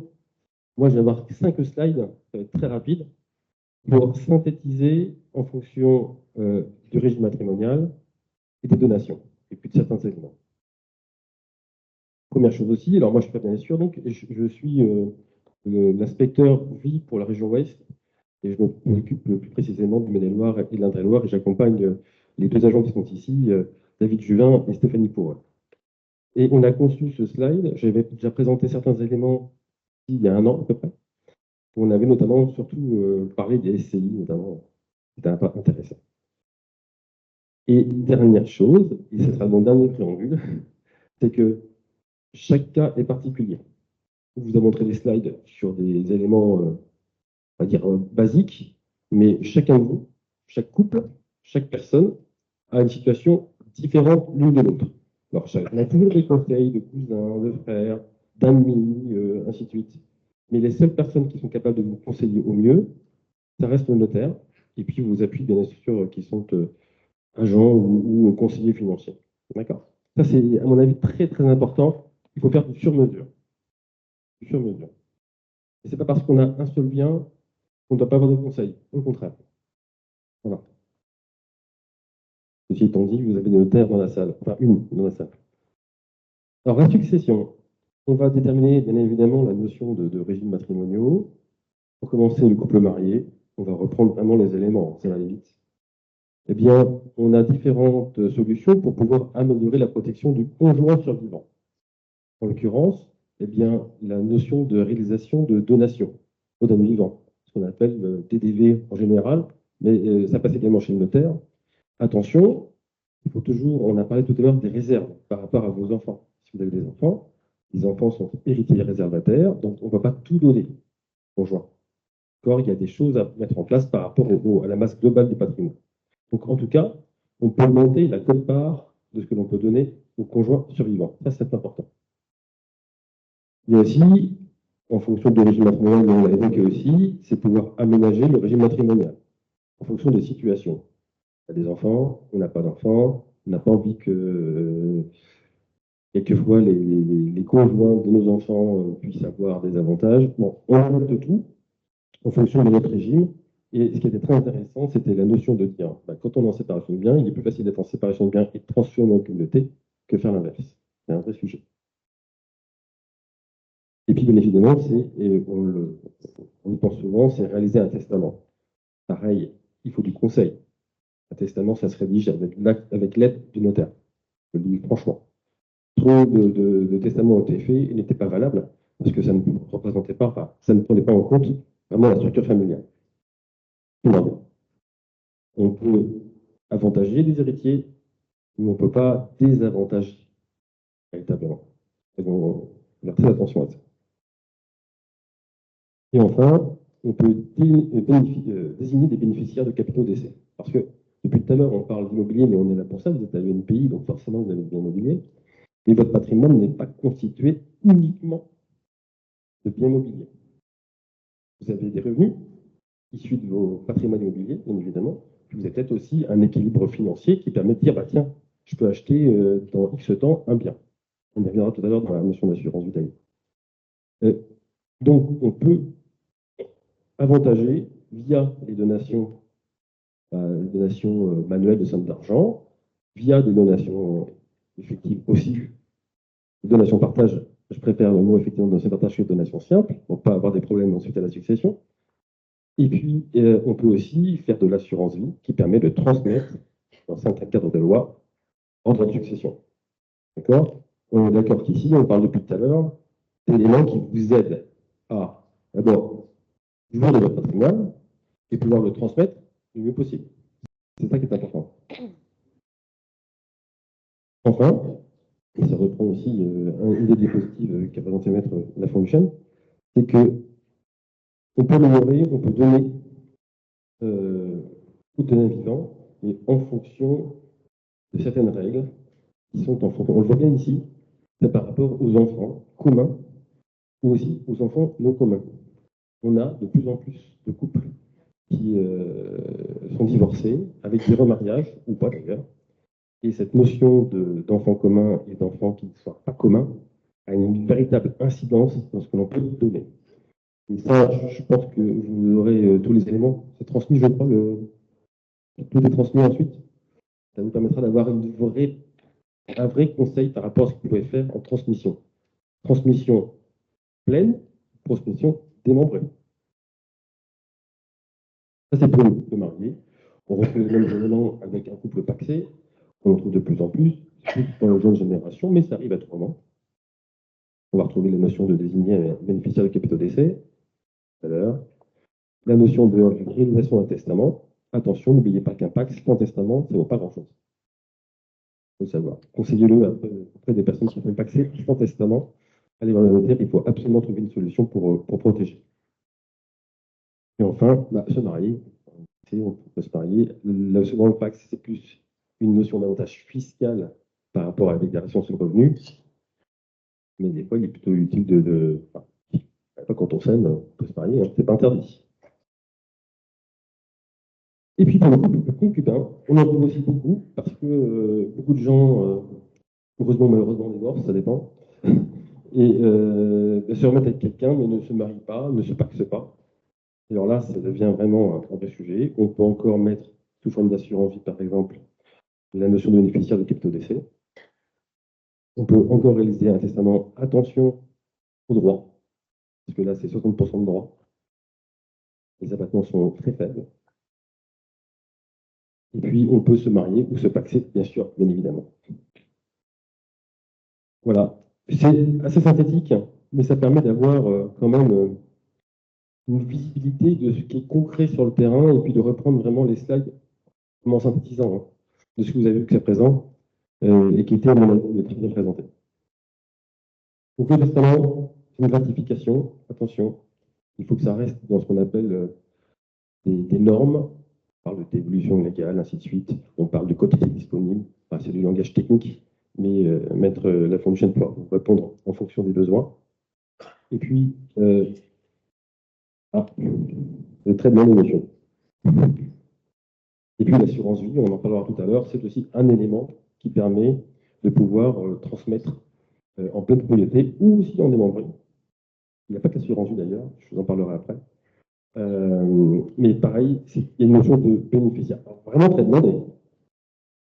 Une notion de bénéficiaire. Pareil, je crois que c'est David qui va parler de ça, par rapport à des montants, de ce que l'on peut donner, mais sans qu'on lèse les gens de la succession.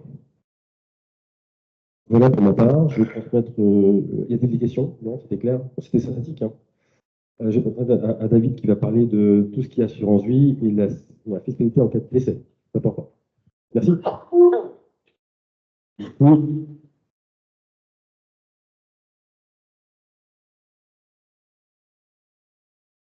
Alors là, on va faire un focus sur l'assurance vie et sa fiscalité et surtout faire un petit focus sur les années 90, puisque en termes de succession, c'était un peu complexe.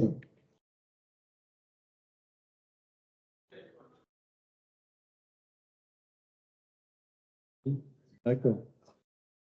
Là, vous m'entendez ou pas? Non? Là? Alors là, est-ce que vous m'entendez mieux? Là? Oui? Oui? Bon. D'accord. Bon. Alors, ici,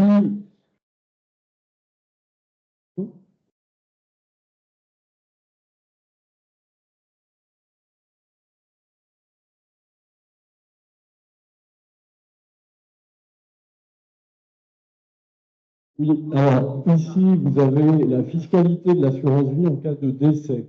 Est-ce que vous m'entendez? Est-ce que c'est compréhensible? C'est bien? Super. Voilà. Donc, en fait, il y a des dates très importantes au niveau de l'assurance vie.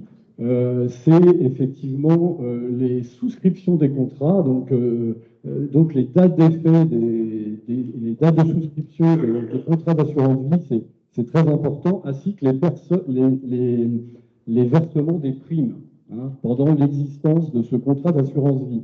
Donc ici, vous avez un tableau qui vous résume ce qui s'est passé dans les années 90 et vous êtes peut-être concerné puisque vous avez peut-être ouvert des contrats pendant cette période. Et donc, ce qu'il faut retenir, c'est que pour tous les contrats qui ont été souscrits avant le 20 novembre 1991, pour toutes les primes qui ont été versées avant 70 ans ou après 70 ans, eh bien, il n'y a aucune taxation. Vous pouvez transmettre tout ce que vous avez positionné en capitaux sur ce contrat. Ensuite, toujours sur la même ligne, pour ce même contrat souscrit avant novembre 91, et pour tous les versements que vous avez effectués après le 13 octobre 1998, donc que ce soit avant 70 ans ou après 70 ans, eh bien, vous avez ce qu'on appelle le 990I, le Code général des impôts. 990I, c'est-à-dire que vous êtes taxé à hauteur de 20% jusqu'à 700 000 euros, à 31,25% au-delà de 700 000, mais surtout, vous bénéficiez d'un abattement de 152 500 euros par bénéficiaire. Donc, avec ça, vous pouvez transmettre énormément de fonds hors droit de succession à vos enfants, mais ça peut être aussi à un tiers, à une association, à qui vous voulez. Ensuite, si vous voulez, ça a évolué. Pour tous les contrats qui ont été signés après le 20 novembre 91, oui, alors pour tous les contrats qui ont été signés après le 20 novembre 91, et donc avant le 13 octobre 1998, vous n'avez aucune taxation en assurance vie. Ensuite, pour tous les versements après 70 ans, vous avez toujours le 990I qu'on retrouvait tout à l'heure, c'est-à-dire 20% jusqu'à 700 000 euros, 31,25% au-delà de 700 000, avec toujours l'abattement de 152 500 euros par bénéficiaire. Est-ce que ça vous semble clair, ça, ce tableau? Est-ce qu'il y a des gens ici qui ont des contrats d'avant 91? Est-ce que vous connaissiez ça, cette fiscalité d'assurance vie? Non? Alors, ce que nous, agents généraux et conseillers en gestion de patrimoine, ce qu'on vous propose, c'est de faire un bilan, c'est-à-dire faire un bilan patrimonial et puis regarder un petit peu ce que vous avez mis en place en termes d'assurance vie et de vous conseiller par rapport à ce qui a été mis en place. Parce que ça, c'est complexe, c'est un peu une usine à gaz, hein, c'est la fiscalité française, mais nous, on est un peu spécialisés dans le domaine, donc n'hésitez pas à prendre contact avec nous et à réaliser un bilan patrimonial. Hein. Voilà. Donc ensuite, une fois qu'on a passé ces années 90, donc à aujourd'hui, pour tous les gens qui vont souscrire des contrats d'assurance vie, c'est beaucoup plus simple. En fait, on retrouve pour toutes les primes, alors ça on retrouve, c'est le code, l'article 990I du Code général des impôts, donc vous avez le droit de transmettre 152 500 euros par bénéficiaire. Et si, effectivement, il y avait une partie de ces 152 500 qui dépassait et que vous n'aviez pas assez de bénéficiaires, ben, là, c'est effectivement une taxation à hauteur de 20% sur le net taxable de chaque bénéficiaire, inférieur ou égal à 700 000 euros. Un abattement de 152 500 euros pour chaque bénéficiaire. Et si effectivement les sommes sont très très importantes, mais là c'est quand même très rare, parce que là on est sur des montants très importants, eh bien, on a une taxation de 31,25% pour la fraction de la part nette taxable de chaque bénéficiaire excédant 700 000 euros après abattement de 152 500 euros pour chaque bénéficiaire. Donc ça, c'est le Code général des impôts, c'est le 990I. Est-ce que ça, vous le connaissiez? Vous connaissez ça ou pas? Ça ne vous parle pas du tout? Un peu? Non? Du tout?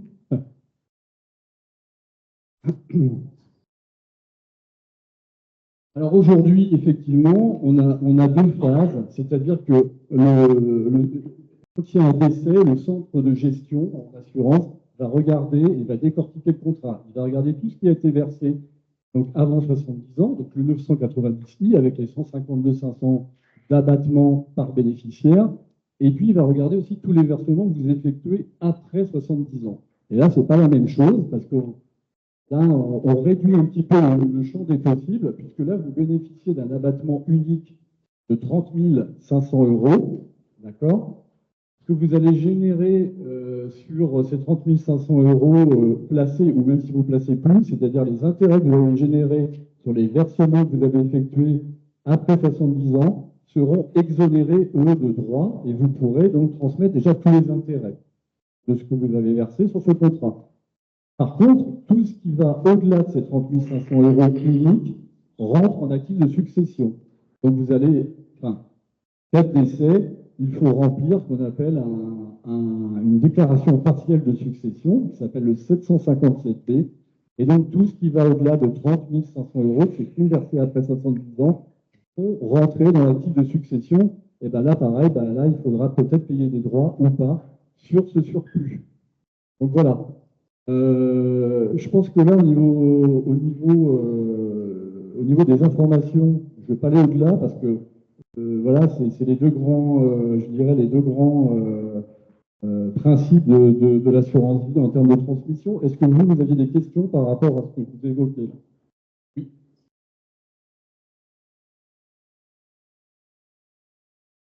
Oui. Non, les intérêts sont exonérés, totalement exonérés. Eux, ils seront transmis.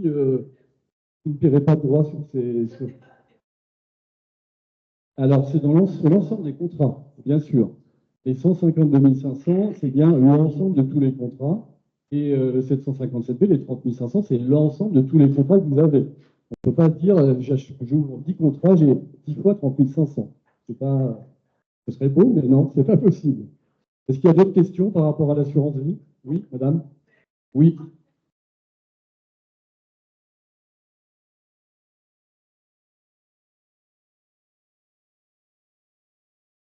En fait, si vous avez un contrat qui est ancien et que vous reversez dessus et que vous voulez ensuite effectuer des rachats sur ce contrat, vous aurez une fiscalité préférentielle si le contrat a plus de 8 ans.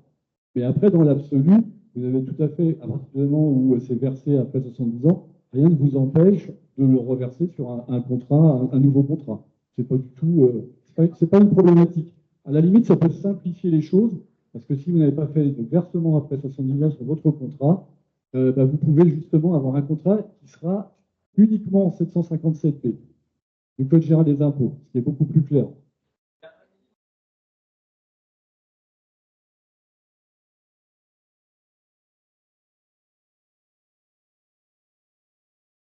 Oui, c'est.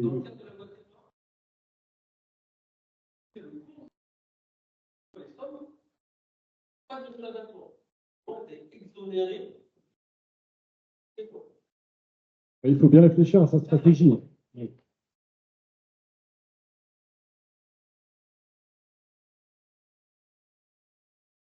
Il n'y a pas. C'est primordial que vous voulez faire dans vos projets, dans vos objectifs. Parce que c'est du sur-mesure.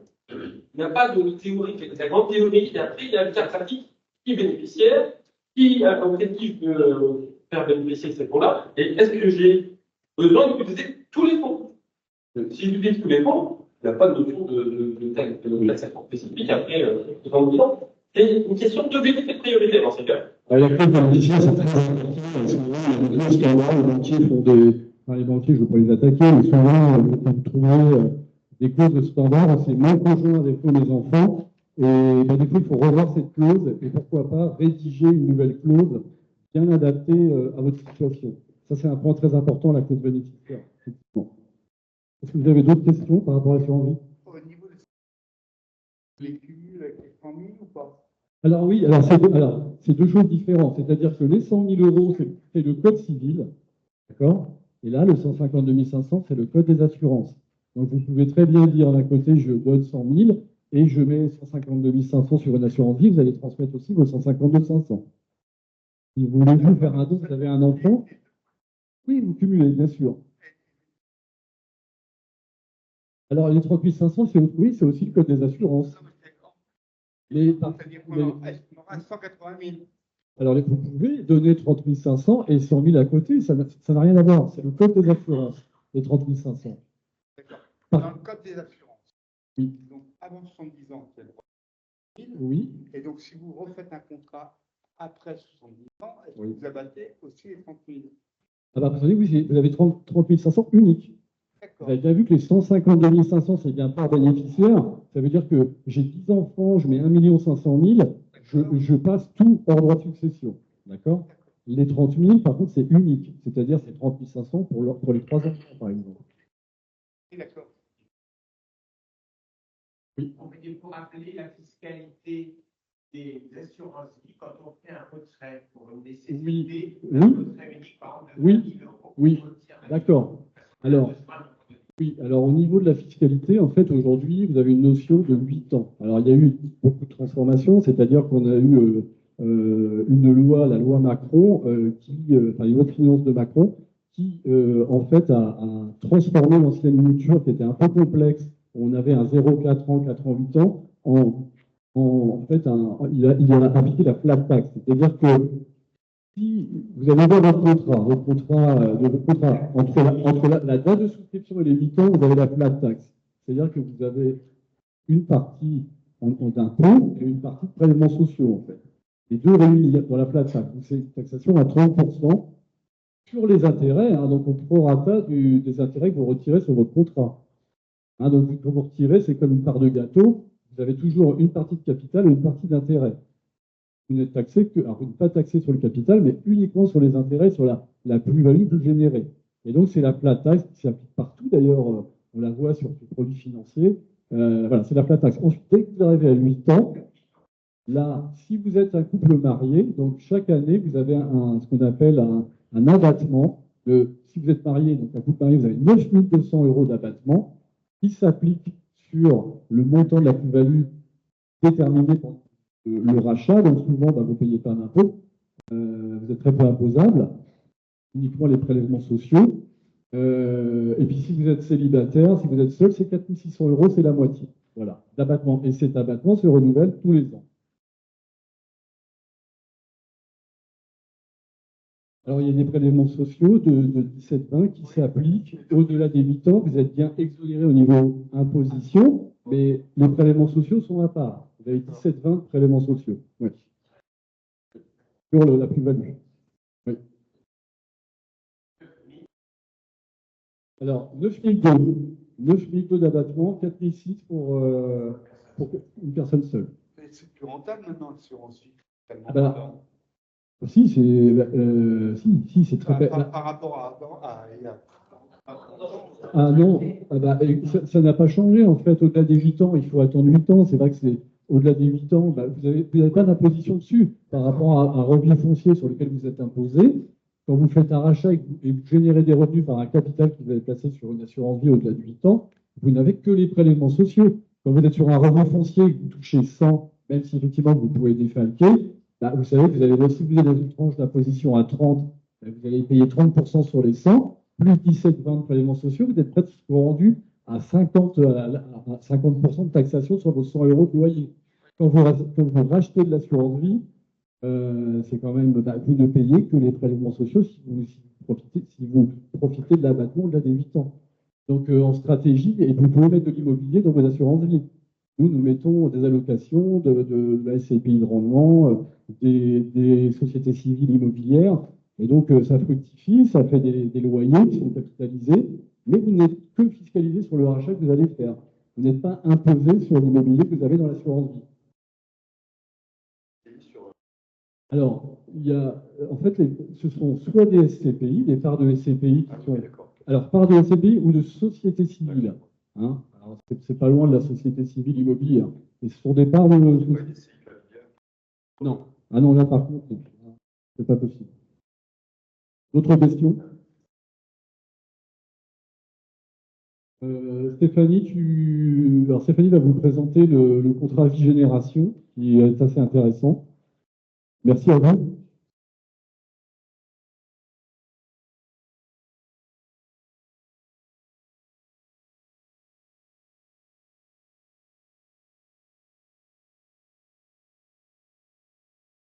Bonjour, Stéphanie Pourol. Je suis l'associée de David Juvin. Je vais vous parler du dispositif Vigénération. Ce dispositif est très peu connu. Il s'adresse à des patrimoines importants. Il a été créé en 2014 et il vise à investir utilement pour notre société. Ce contrat Vigénération est un contrat d'assurance vie. On en parle peu de compagnies le proposent, et il est investi 100% en unités de compte, donc en actions, autrement dit, dont 33% dans des secteurs jugés particulièrement utiles à l'économie du pays, c'est-à-dire investis dans des petites et moyennes entreprises et des entreprises de taille intermédiaire, également dans le logement et dans l'économie sociale et solidaire. Donc, quel est l'avantage de ce contrat? Ce contrat bénéficie en contrepartie d'un avantage fiscal qui n'est pas des moindres, puisque vous bénéficiez d'un abattement de supplémentaire de 20% sur le capital d'essai. Alors, un point extrêmement important, ce dispositif Vie Génération s'applique uniquement pour des versements avant 70 ans. Après 70 ans, on ne peut pas y accéder. Oui. Une question, qu'est-ce que vous avez à bonne importance? Combien vous faites la Alors, ben justement, ce dispositif, il est important, par exemple, on va dire sur une somme d'1 million d'euros. D'accord? Vous avez un abattement. Alors, l'abattement, il s'applique tout de suite. C'est-à-dire que sur 1 million d'euros, vous avez 20%, donc 200 000 euros, qui vont être exclus tout de suite en droit de succession. Et après, vous avez votre abattement de 152 500. Donc, sur 1 million d'euros d'investis, par exemple, sur une assurance vie, vous avez 200 000 qui vont être exclus. Après, vous avez les 152 500 qui se cumulent. Donc, on est à 352 500 par bénéficiaire. Et après, au-delà, vous avez la taxation de 20% jusqu'à 700 000 euros investis. Et au-delà de 700 000 euros sur une assurance vie qui fait 1 million d'euros, par exemple, entre 700 et 1 million d'euros, vous avez une taxation à 31,25%. Donc, en fait, elle se décompose de cette façon, c'est-à-dire qu'il s'applique d'office, par exemple, sur 1 million d'euros, après les 152 000, et après la taxation à 20, jusqu'à 700 000. Et après 31,25, au-delà de 700 000 euros. Donc, c'est un dispositif peu connu, mais Vie Génération, peu de compagnies d'assurance le proposent aussi. Nous, on le propose, bien évidemment, mais c'est vrai que c'est peu connu. Vous connaissiez ou pas du tout? Non? Oui? Oui, oui, c'est avant 70 ans. Avant 70 ans. Alors, le rendement, eh bien, comme il est investi 100% en unité de compte, hein, dont 33% dans des secteurs jugés utiles pour l'économie du pays, ça varie selon les supports utilisés, mais en général, ce sont des bons rendements. Les rendements de 2023. Tu les as? Il y a 5 jours. Et l'autre,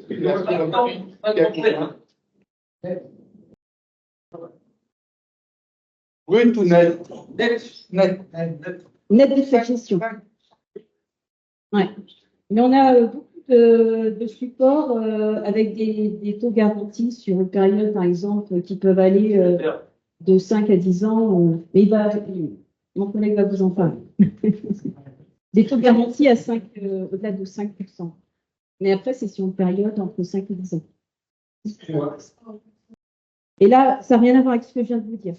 On a des supports avec des taux garantis. Et là, il n'y a pas de condition d'âge, si ce n'est par rapport au fait que c'est l'assurance vie, par rapport au versement dont vous a parlé David. Mais là, c'est un contrat de génération, c'est à part. Hein. Après, vous avez d'autres supports que nous proposons. On en a 600 en tout sur le contrat d'assurance vie. Et il y a aussi des unités de compte structurées. On va vous parler tout à l'heure. Et là, il n'y a pas de condition d'âge. D'accord. Et l'abattement, c'est par personne, là, ce qu'on a. Oui. Par personne. Oui. D'accord. Ah ouais, c'est 20% par personne. Par personne. Oui. Alors oui, alors je suis franche avec vous. Du fait que ce soit investi 100% en unité de compte, il y a un risque en capital. Oui, je le confirme. Je confirme. Pour autant. Mais vous pouvez limiter à l'Europe. Pour autant, vous avez une garantie plancher en cas de décès. C'est-à-dire que votre contrat, il peut effectivement perdre de l'argent pendant la durée de vie du contrat, mais au moment du décès, vous avez une garantie plancher qui garantit le capital versé. Voilà. Ah oui. Juste une question.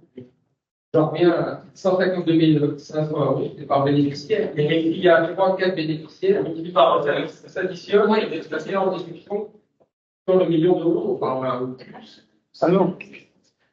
Alors, vous avez l'abattement des 20%, Oui, ça lui plus 152 000 par parent et par bénéficiaire. Par parent et par bénéficiaire. On essaye 3 ou 4 bénéficiaires. Avant 70 ans. Parce que ça va, on additionne chaque bénéficiaire, en fait, on rentre dans le contrat d'assurance vie et ce que ça vient après, leur montant total sur. Un exemple.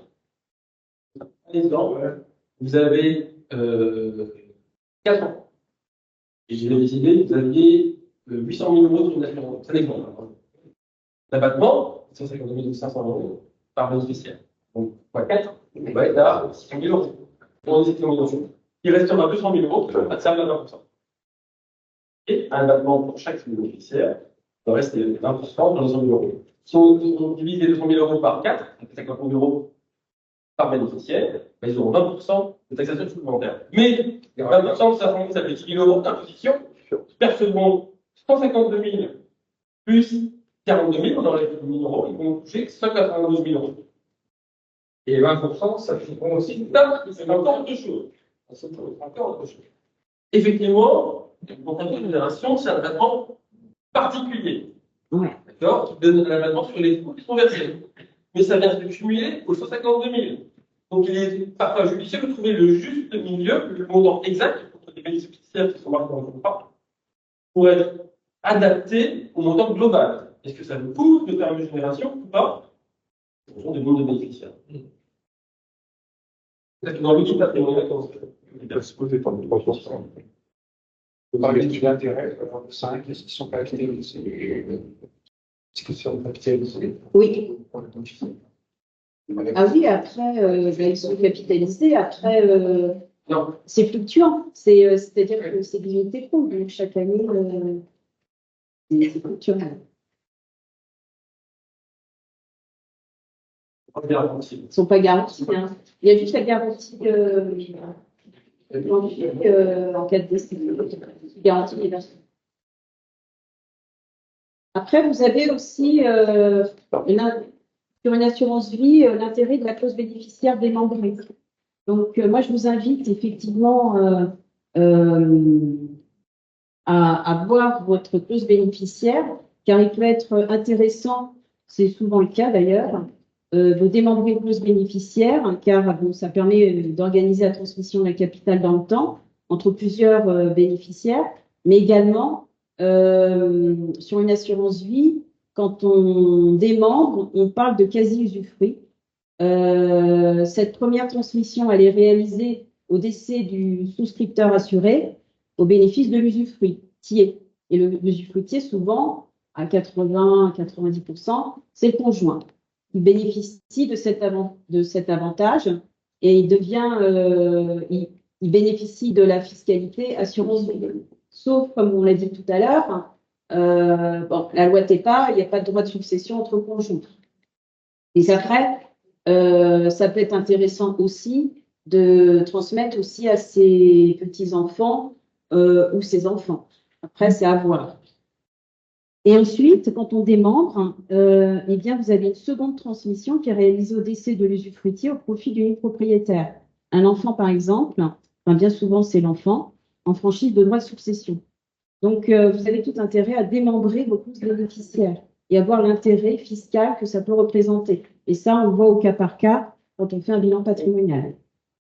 Parce que si on prend à l'inverse, si on ne démembre pas la clause bénéficiaire, en présence d'une clause bénéficiaire classique, le conjoint perçoit en pleine propriété une somme qui se retrouve donc dans son patrimoine. Et si ce conjoint survivant n'a pas dépensé la totalité du capital perçu, eh bien, lors de son propre décès, ces sommes figureront sur l'actif de sa succession. Alors que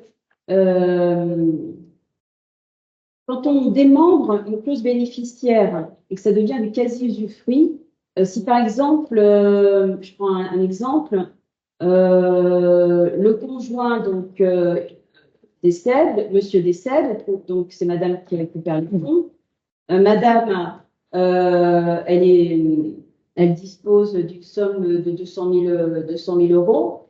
Et si cette somme qu'elle récupère, eh bien, qui a été démembrée au départ, si elle la récupère et qu'elle dépense cette somme parce qu'elle a été démembrée, donc elle la récupère, elle a le droit de le dépenser. Mais comme elle l'a dépensé, par exemple, elle va créer une créance sur le patrimoine. C'est-à-dire que vous avez tout intérêt à démembrer parce que si elle le dépense, eh bien, c'est des droits en moins pour les enfants à payer. Ils n'auront pas à payer, en tout cas. Parce qu'on a créé une créance.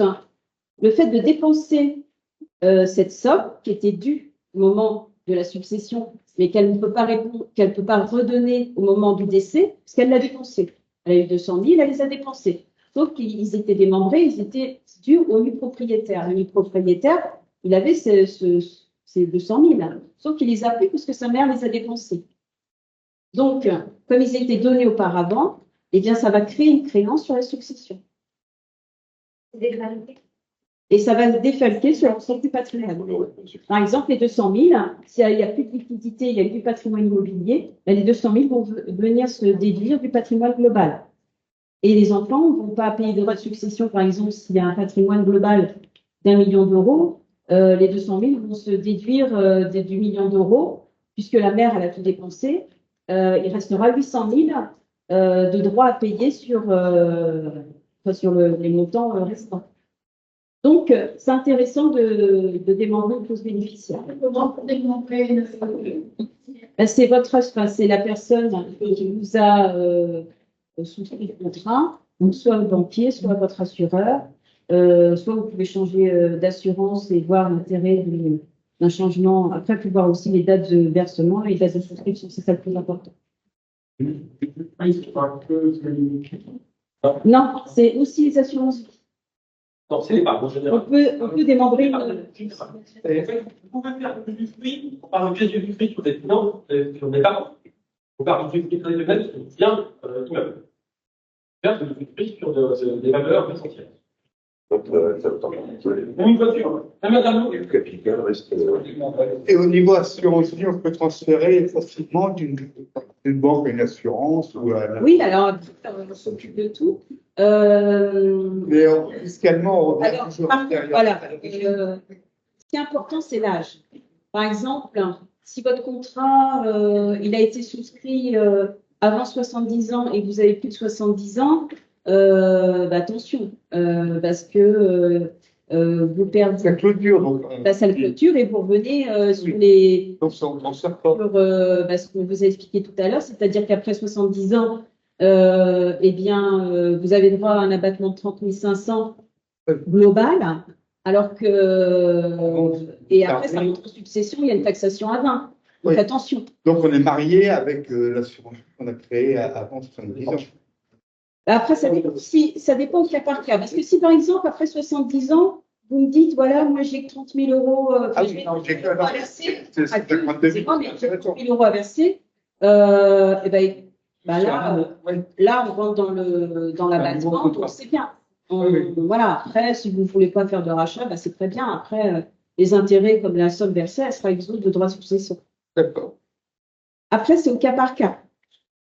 Après, si l'assurance vie, vous avez fait le plein de l'assurance vie, le plein des abattements de l'assurance vie, et vous avez plus de 70 ans, pensez aussi au contrat de capitalisation que vous pouvez démembrer auprès d'un notaire. Et là, vous profitez des abattements, effectivement, qu'on a vu tout à l'heure par rapport à l'âge. Au moment, par exemple, si vous avez 75 ans, vous avez un abattement de 30% sur les sommes versées. C'est 30%, hein, 70 ans. Donc, par exemple, vous avez un abattement de 30% qui sera exempt de droits de succession. Donc, quand on a fait le plein des assurances vie. Après, c'est en second second plan. Voilà. Donc, pensez à démembrer, ça peut être une solution supplémentaires de gains en droit et en avantages fiscaux pour nos enfants. Merci à vous. Vous avez des questions? On peut faire un bon manuel Un don manuel? Ah bah, alors, il y a le présent d'usage, qu'on peut faire tous les ans, aux anniversaires et à Noël. Oui. Attention aux donations. Attention aux donations sommes d'argent. Pas que ça requalifie. Si vous donnez tous les ans des sommes importantes, imaginez que vous donniez 5 000 € tous les ans, quand vous obtenez 5 000 € on est au-delà des 31 000 €. Oui, c'est pas. On peut dépasser Et là, le. on va On peut pas dépasser les 31 000. Oui, mais aux anniversaires et. Alors, là, c'est différent. C'est pas une une tolérance. C'est un présent d'usage. Attends, oui, vous donnez 2 000 €. Oui, non, mais c'est trop de patrimoine. Par rapport au patrimoine. Le présent d'usage dépend du patrimoine et c'est aux anniversaires, à Noël, à des événements. Est-ce que c'est dans la limite des 5 000 €? Alors, c'est pas où alors le fait de faire des 5 000 €, ça dépend de votre patrimoine. Si par exemple, oui, si vous avez un patrimoine oui, ça rentre. Et bon, ça peut pas être. Ça dépend du patrimoine. C'est-à-dire, ça représente quel pourcentage? Alors,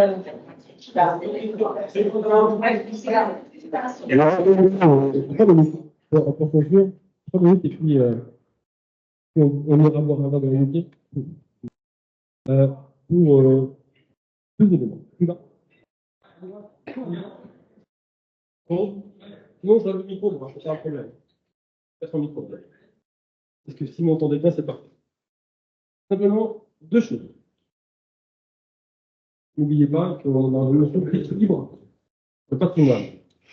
Et dans l'équilibre du patrimoine, il y a les biens immobiliers, les biens financiers. Alors ensuite, c'est vous qui déterminez la part que vous souhaitez.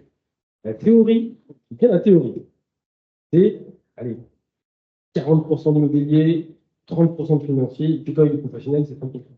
Et quand il est plus professionnel, on peut mettre 30% d'immobilier, 40% de financier. Le tout, c'est de dire, là, dans ma succession ou dans ma volonté de transmettre, comment ça va me coûter? Combien ça peut coûter éventuellement si j'ai envie que mes enfants ou les ayants droit touchent des éléments? Et comment je peux m'organiser? Et en fait, c'est là où on intervient avec le notaire. Tout d'abord, on a vu les clauses bénéficiaires, démembrées ou pas d'ailleurs. Ce que je suggère, généralement, c'est que, quoi qu'il en soit, avant de rédiger ou de faire un contrat d'assurance vie ou tout autre mouvement financier, vous en parliez à votre notaire. Parce qu'il aurait une vision globale de votre famille, quelque part. Et puis de vos objectifs. Nous, on intervient après. Ou on intervient en même temps dans le raisonnement. Et ça, c'est important. Vous ne vous laissez pas influencer par des gens qui vont vous promettre des rendements influents, ainsi de suite. Ce qui compte, c'est ce que vous comptez faire en termes d'objectifs et de priorités. Qu'est-ce que je veux faire? À quoi ça va me servir? Puis, il y a deux temps. On l'a dit. Les fonds, l'assurance vie en général, il y a le temps de vie. L'assurance vie, c'est la vie. Je profite des sommes que j'ai placées pour pouvoir faire une retraite complémentaire, par exemple, pour pouvoir donner à mes amis ou à ma famille, ainsi de suite. Mais c'est de l'argent que vous devez percevoir. Et puis, c'est le deuxième effet qui se coule, dirais-je, c'est que si malheureusement je disparais, que ce soit transmis le mieux possible, en droit de succession ou avec une succession minorée, auprès des personnes que je vais choisir. C'est ça le plus important. C'est pour ça que les raisonnements doivent être globaux. Pas par rapport à vos finances pures, mais par rapport à votre patrimoine global. Autre chose, tout à l'heure, je vous ai parlé des SCI, ou des sociétés civiles. OK? La notion de transmission, la notion d'organisation, et aussi la notion de rendement. Et comment je ressors les sommes? Si je suis à l'IS, c'est particulier, c'est compliqué. Si je suis à l'IR, c'est plus simple par rapport à ma déclaration d'impôt.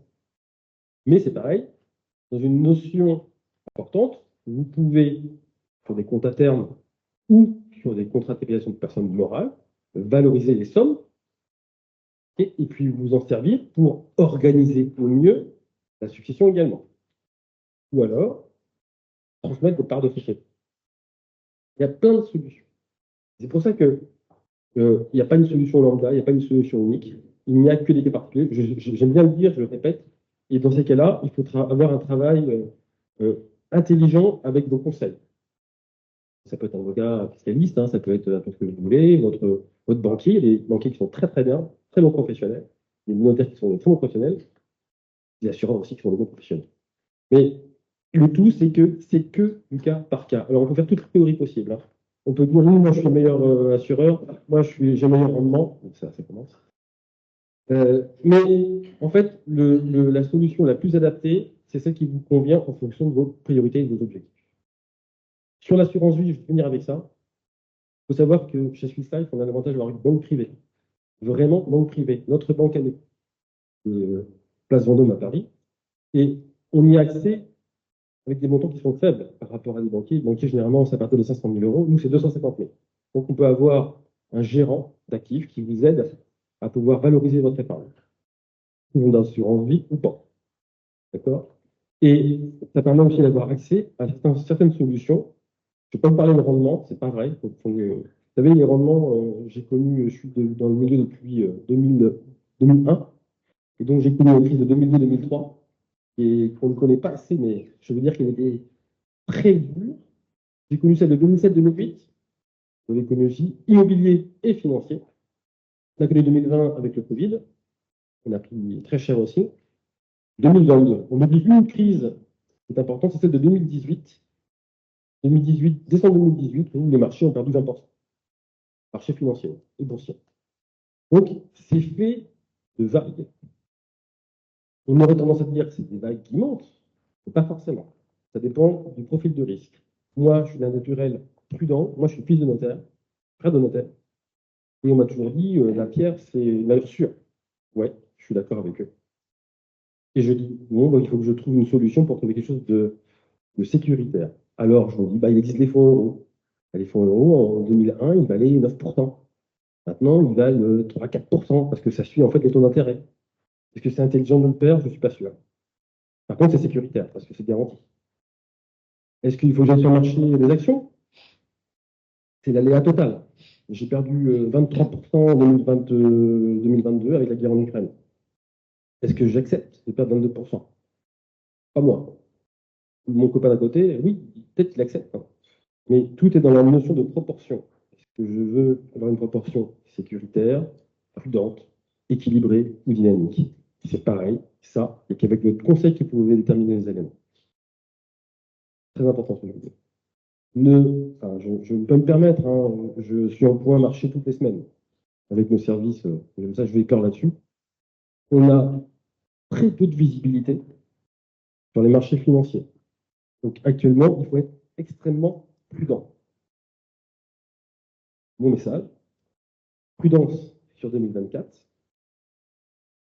aller sur du monétaire, on peut faire un assurance vie, on peut aller sur du monétaire qui rapporte du 4% et sur lequel vous avez une capacité à pouvoir arbitrer, donc choisir de support. Allez sur le fonds euro, il rapporte 4%. Et souvent, ils sont bonusés. Chez nous, on donne un intérêt à y aller. On donne du bon rendement. Et puis, aller sur ce qu'on appelle, ce qu'on fait chez Swiss Life, des unités de compte structurées. C'est la capacité d'aller sur des marchés boursiers, aller chercher 6, 7, 8, 9, vous avez très sûr, ça va, jusqu'à 10%, mais en garantissant le capital en totalité ou à minima à 50%. OK? Attention, si on vous propose d'aller sur le marché boursier pur, c'est l'aléa total. On ne sait pas ce qui se passe en Ukraine, on ne sait pas ce qui va se passer avec Taïwan, c'est beaucoup plus dangereux. On ne sait pas ce qui se passe véritablement avec les élections américaines. On est dépendant et archi-dépendant de l'Asie, l'Amérique, et ce qui se passe à l'Europe de l'Est. J'ai connu cette vision-là en 2007-2008, 2022 aussi. Ça fait 4 crises que je prends la figure. Je vous propose d'être extrêmement prudent et sécuriser vos fonds. OK? Mais avec des avantages fiscaux. Voilà. Voilà ce que je pouvais dire, en tout cas, pour vous donner un petit peu d'informations. Merci à Maître D'accord, le fait. Ah, vas-y, depuis, c'est un mot, depuis surtout, en tout cas. Merci pour votre attention.